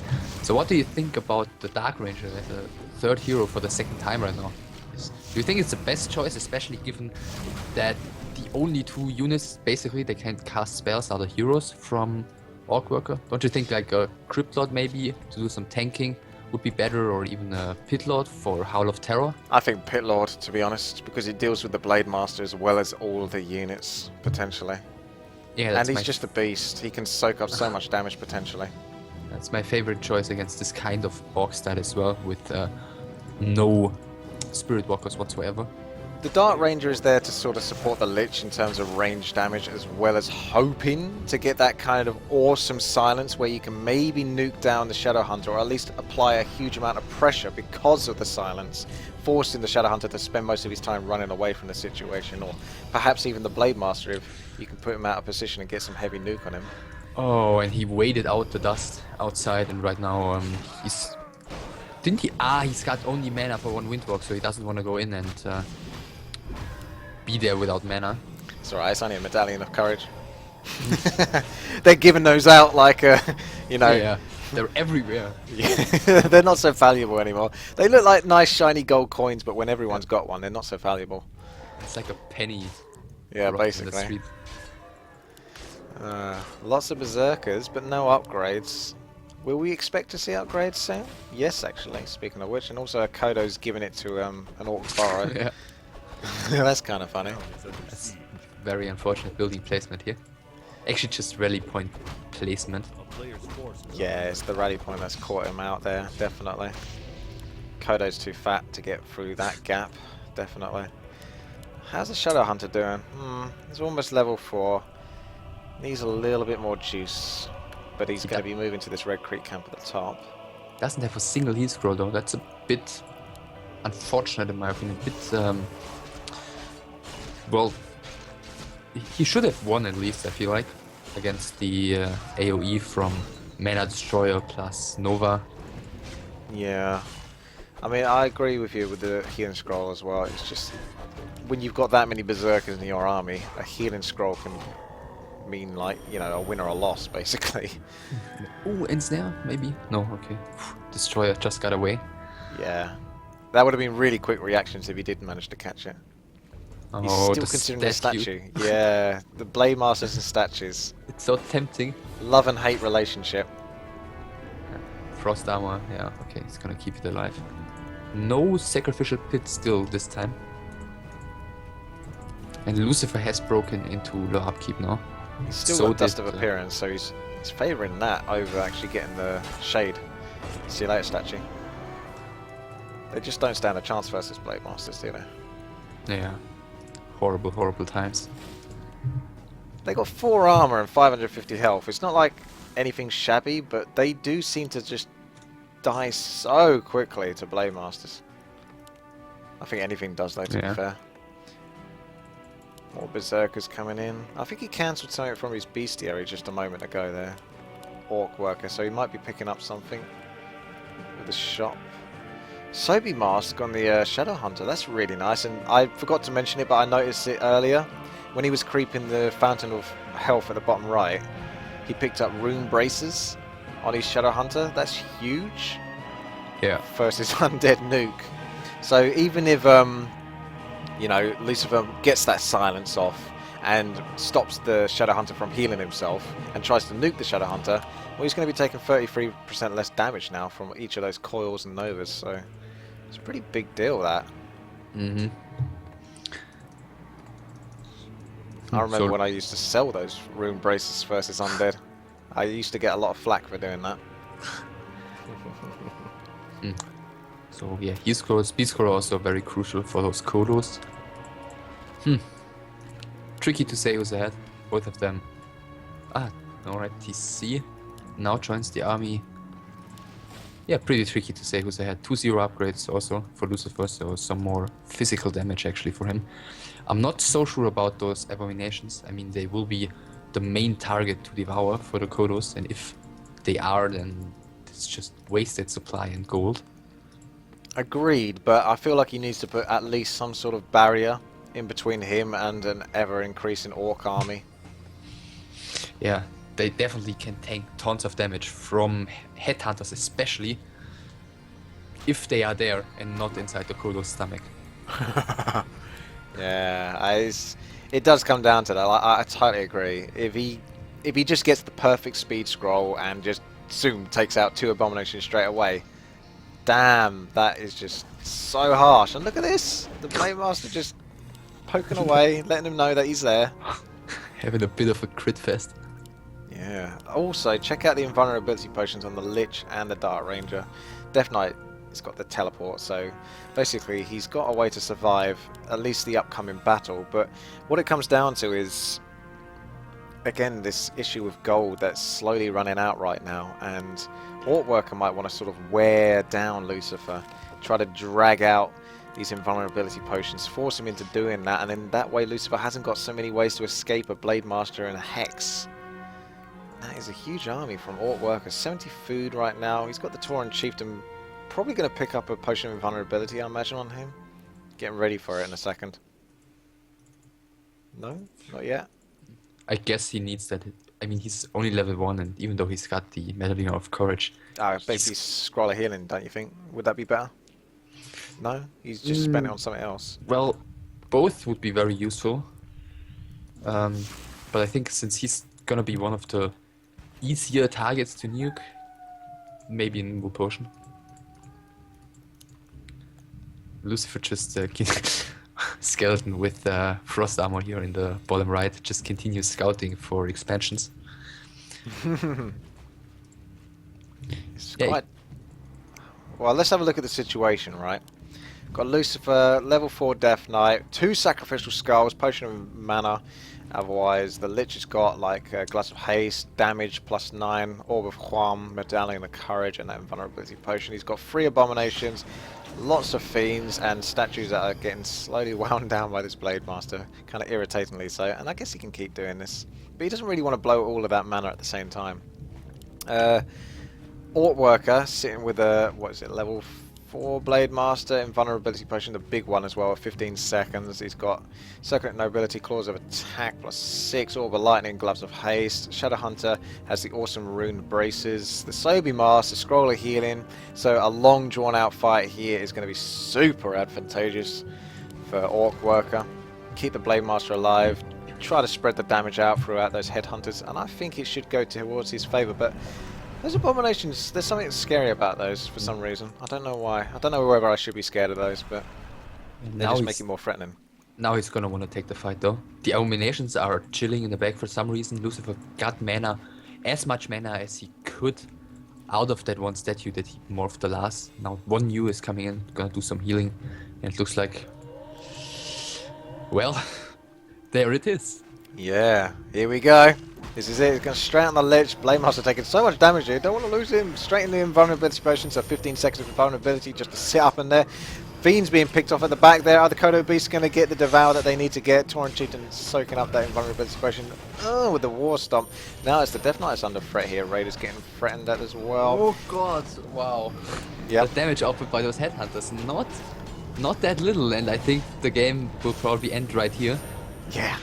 That was the Death Knight falling off his horse there rather hard. Enough that it's killed him. And the Tauren Chieftain survives and hits level 2 with the aura, and yeah, there you go. GG. That was I mean, Lucifer couldn't really do much more in that situation, could he? He just had to go for it. And, did he though? I mean, he could have waited. okay, maybe well, he could have until- done what he's tried to do before, where he takes the expansion and just sort of sits by it. Or he could have also, like, waited it out and in the end, like, start selling buildings and get, like, the most efficient army possible anyway, and then try and go against against the orc that then starts long distance mining or takes an expansion or whatever. Of course, that's only, like, also theory, but yeah, he Your could theory have- is wrong!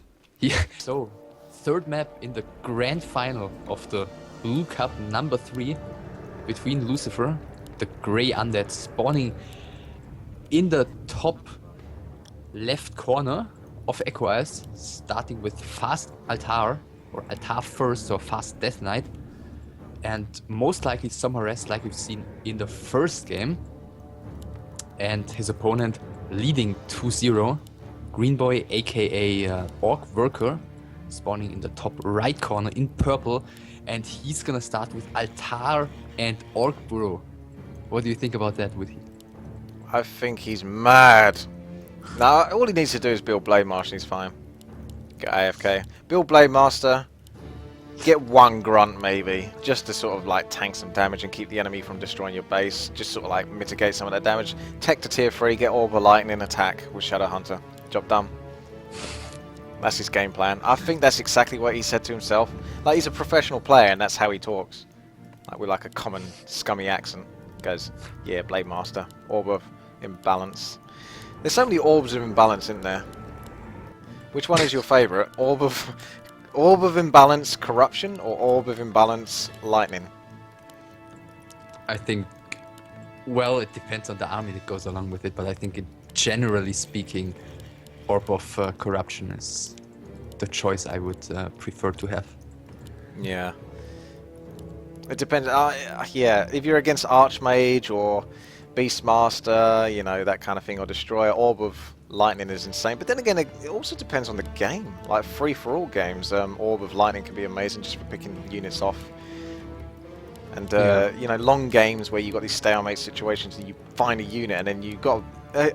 is there anything that actually, like, hero-wise, attacks faster than the Blade Master? I'm not sure if he's technically got the fastest attack in the game. I think the Demon Hunter might have the actual fastest.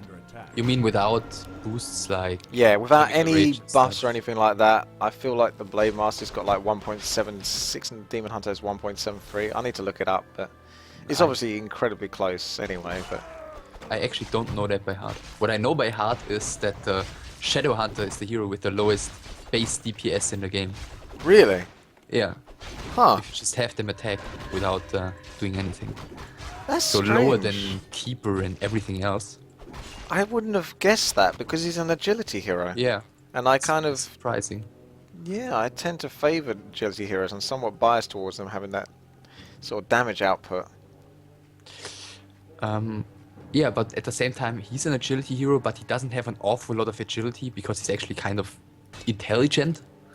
Yeah, And I that kind of suppose. lowers the damage output, the actual damage numbers. He'd be better off as a strength intelligent hero then, wouldn't he? Forces are under attack. Yes, yeah, as an intelligence hero, basically. Whereas, for example, a Blood Mage, whose attack speed is really low, still has a lot of intelligence and therefore more base attack damage. So anyways, Death Knight is trying to find the Blade Master once again, and once again he's not going to be successful in doing so, because the Blade Master is in the bottom left corner and he's going to continue creeping. Once again he started with the Ring of Protection.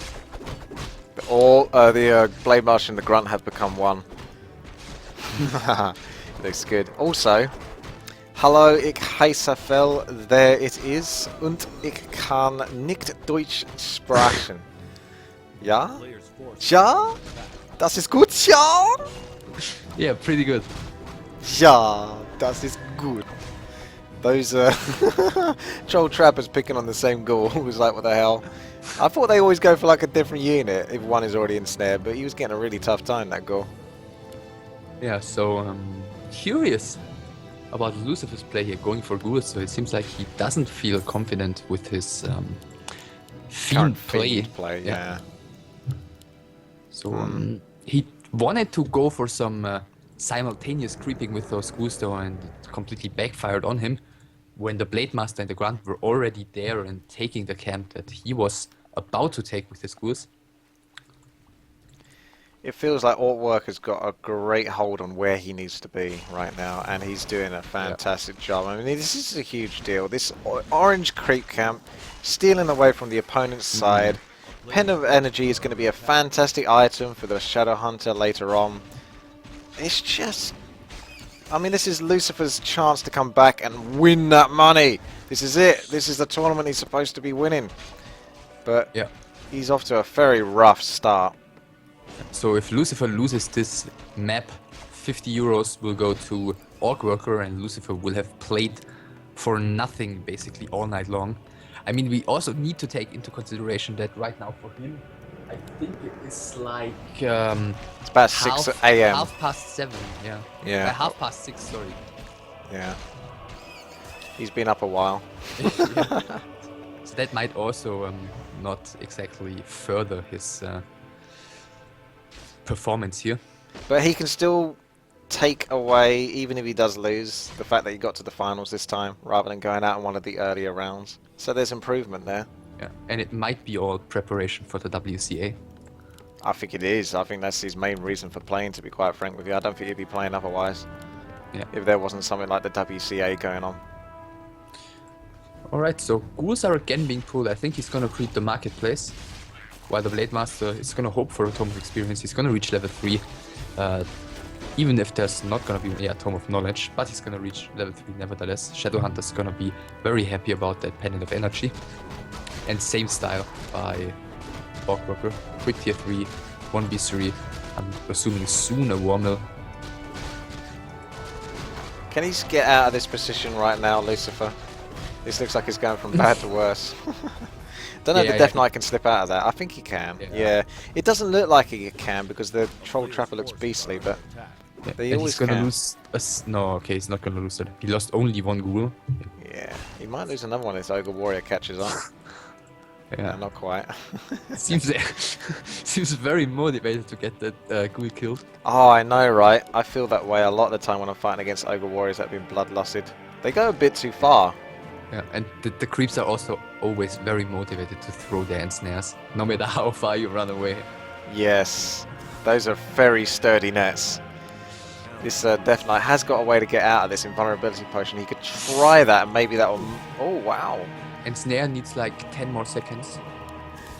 Yeah, he's really going for this. Now he's got a solid nice. surround. He's not going to let go of this, even with an invulnerability potion. So yeah, this Scroll of Town Portal is the smart thing to do. Typically versus lesser players, you can sometimes use invulnerability potion and then they'll break ranks and their units are sort of like spread out because they didn't hold position and they just press stop or try to right click it, and that way they just sort of like lose track and they go, oh, it's invulnerable, I can't hurt it anymore, just going to split off now. But yeah, I don't think Orcworker was going to dare move an inch after securing that surround there finally.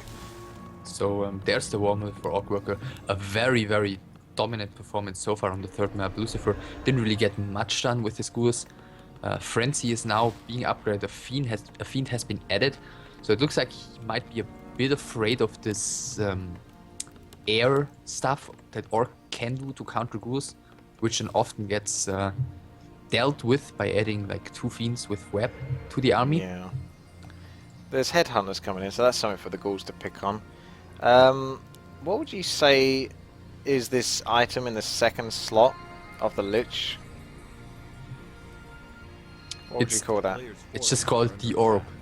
Oh, it's the Orb, and everyone knows it's what's just going the on. orb. Yeah. It's not called anything else. Yeah. Just the orb. It doesn't need subtitles. Okay. The title speaks for itself. By the way, honestly, this feels like Orcworker's strongest game by a long way. Like, it doesn't feel like he's really made any mistakes, and the choices he's made have basically been very favourable, such as like, you know, going for the Ogre Magi at the bottom left, as well as the Orange Creek Camp on the left hand side. You know, you can't always call whether these things are going to work in your favour or not, but he's given them a go, and they basically have. He's just been in a great position every single time to capitalise on those decisions. Yeah. So, yeah. Sorry, go on. Yeah, I just want to say Lucifer this time invested into a very quick sacrificial pit. He already has the shade in position, but I feel like he's had such a rough early game that he cannot even go for a creep check or anything right now, even seeing that his opponent is creeping one of the bigger orange camps on the map. So at least he knows that he's not going to get creep checked by an entire army. He even sees the Blade Master right now, but it's not making things a lot easier, and the Blade Master is already nicely pimped. You got Dreadlord coming out, third hero now for Lucifer. Feels a little bit dangerous though, because he's playing it safe, but almost so safe that he's not giving himself any chances to sort of like become strong enough to basically take on Orcworker later on in the game. See if we can get anything good from this turtle though. The Dreadlord could be an interesting addition if he can get enough sleeps on the Blade Master successfully. Blade Master is looking for Lucifer right now, but I can see on the minimap he's going the wrong way. Ring of Protection +3. Really? Yeah. Ugh. It's not Yeah. worst versus Orc, is it really? Because at least it's somewhat mitigating damage from the Blade Master, but it ain't good. Yeah, he definitely would have rather had Anything. well, anything else. Yeah. So yeah, definitely bad items for Lucifer here. And I think in this game, like if there's an engagement anytime soon, Orcworker could even go for a tiny Great Hall. Yeah? Yeah, I think haven't so. seen that done yet so far. And you'd think that would get used more often. It Like get, I feel like it gets used a lot. Really? I guess Yeah. you watch different replays to me. Although I don't really watch many replays. I just watch these shoutcasts. Or rather these tournament games. And I haven't seen it used. Yeah, As so far as I can recall. if Orcs go tier 3 and get a decent advantage or in a decent position, I feel like they're pretty often used. It looks like he might go for a normal expansion right now. But the thing is, okay, or not. But yeah, the Blade Master is gonna get the tiny Great Hall right now. He's marching to the shop. The thing is, they pay out so quickly, way before the normal Great Hall would even be finished. So Yes. clarity and come on, do it. Don't wanna look like a fool. Yeah, there's the tiny Great Hall. So Well done. You called it. yeah, so if he holds that, then gonna look good. Yeah, the great thing is he can whack this down, and that'll be going up very quickly, and then he can respond to this attack and basically get some cash in whilst he's having this little battle, which I don't think he's going to lose, or at least he'll be able to hold up his own. In fact, he's not exactly rushing back to base, is he? Yeah, he's gonna get mercs maybe because he cannot use his gold at the shop right now. No, he doesn't even get mercs, but then again, he could have been supply... No, he's not supply capped, actually, so that wasn't an issue. So that's what it's gonna come down to. Lucifer invested a lot here into So you this think push. he's sacrificing buildings and such just so he can hold out long enough to get one more unit? Yeah, he bought the Berserker already. Maybe Ogre Mauler for him, which would cost 300. Oh god. But okay, he can lose one more burrow. This is a lot of stuff being sacrificed right now for what is Yeah. essentially one or two Ogre. extra units. Ogre Mauler bought, yeah. So now he's gotta hold it. If he loses this fight, he could still get into some trouble. Oh, but instant sleep on the Lucifer- Blade Master. Oh, Lucifer yeah. seems to be happy with the damage he's done. Yeah. I mean, that's fine. It's the right thing to do, after all, because what Orcworker was doing there was to give himself the best possible chance by sacrificing his buildings for the fight. But Lucifer just didn't entertain the fight whatsoever, so he got the buildings and it was like, yep, see you later. It's amazing how much goose he's producing from this double crypto. Like, wow. There are 1/1 ghouls. There's no more upgrades for them at the moment. It's, he could have enough ghouls to actually get us around on an army, potentially. Like, we need to see Tauren Chieftain, don't we, really? I was Warcraft. just thinking the same. Yeah, that Tauren Chieftain would be a great addition, but then again, he definitely would have to equip him with an inward potion and maybe heal potion and stuff because he's an easy target to get us around on with 5 trillion ghouls. Lucifer does not like that Blade Master skulking around. Push And- that back. Yeah, that's the double sacrificial skull on that lich. Does it have a cooldown? I don't even know actually. I think I've never used double sacrificial skull. I'm going to say no. I don't think it does. You would have thought every single item does have a cooldown, but for some reason, something makes me feel that Sacrificial Skull doesn't have to worry about it. Quick, someone go in the World Editor and test it. Well, for example, Wand of Illusion also doesn't have a cooldown. That's true. So you're saying I'm right? I'm saying there's a chance you're right. Okay. I'll take it. So you're telling me there's a chance? Yeah. So and he adds Wind Rider right now. So I have no idea if there's web on the Fiend. This Blade Master is a Ghoul slashing Blade Master. He's got plus 17 damage with Gloves of Haste and Invulnerability Potion, so there's a lot of Ghouls though to slice through. Is Lucifer just going to go for base attacks, maybe on peons, and just keep teleporting out? Has he got a teleport? He doesn't, right? He doesn't actually have a teleport. Yeah, This is it. This is all in, yeah. This is He's all in, so he's got to get a great position right now. And it looks like Orcworker's got a good position. Slowly, sort of like making the ghouls somewhat useless here because they're not getting enough of an archive. The range units are in an incredible position. He can just basically shift A-click through those ghouls, but there's a ton of ghouls for Lucifer. Yeah, but Sentry Wards and Wind Riders. Scroller speed, even eating some of these ghouls as well. Why not? Kodos are eating just about anything. Look at the Lich under so much threat. So, yeah, Lucifer will lose this game right now unless, I don't know, Orcworker collapses on his keyboard. But that's not gonna happen, so... This is screenshot worthy, this one. 0 for Yeah, Orcworker. it looks like it. Orcworker has just played solid. Well, you didn't, did you? You thought Lucifer was going to take this. I thought today might be the day. And I was like, no. No, he's not. I tell you who's going to win. Orcworker's going to win. And guess what? I was right. No, I didn't actually say that at all. I'm joking, people.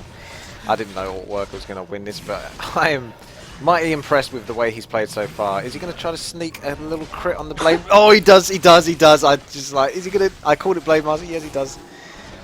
He just literally turned around to the Lich and just right-clicked. Death Knight is screwed. GG, congrats. 3-0. Very impressive performance by Orcworker, who also, which we shouldn't forget, defeated the player who defeated Hawk. Yes, Naama. Naama. Naama. I was about to say I was close. defeated. Come on, you could have just given me that. You could have just said yes. I was about to say you had to correct me, didn't you? But then I figured out, yeah, that he actually didn't. So very, very deserved victory as well. I think he played 3 very solid games here. Yeah, I mean the first 2 games were great by him, and this third game, virtually no mistakes whatsoever. From what I can tell, he was well and truly in control of this game out of all of them, and he was very strong in the other ones. Yeah, Lucifer going a bit gimmicky there, maybe seeing that he didn't really stand too much of a chance, and that it was 6:30 in the morning, and that he didn't really feel like going on as serious as he did previously. Yeah. Well, so actually, all in all, I think a very entertaining tournament, especially with, for example, Lucifer against Ferfe on Last Refuge and on Amazonia as well. Some quite nice games, actually. Yeah, he's definitely provided us with some very fun games. So thank you to Lucifer for basically doing what you do. Unfortunately, you didn't manage to take it to win the game, but you provided some good games, and so did everyone else that we watched. So good tournament all in all. Lots of fun to watch for the games that we managed to get in, which we snuck in at the end there. We were cool. We turned up late. That's what you do when you turn up to parties. You turn up late and you get the good stuff. So thank you everyone for watching. If you want to catch Andy, you can do so at www.youtube.com/itrainhume, and there'll be a link to that in the video description below. And just subscribe, like and comment to his stuff, as well as myself if you like that. If you like the Warcraft 3, we both do it, so make sure you stay tuned for that. Otherwise, thank you very much for watching. Take care, and I'll see you later. Anything you want to say before I cut us off? Yeah, thanks for having me. Thanks for casting the entire tournament with me. I had a great time. Thanks also for all the people watching and commenting and giving nice feedback. And I guess we'll see you guys soon. All right. Take care, guys. Bye-bye.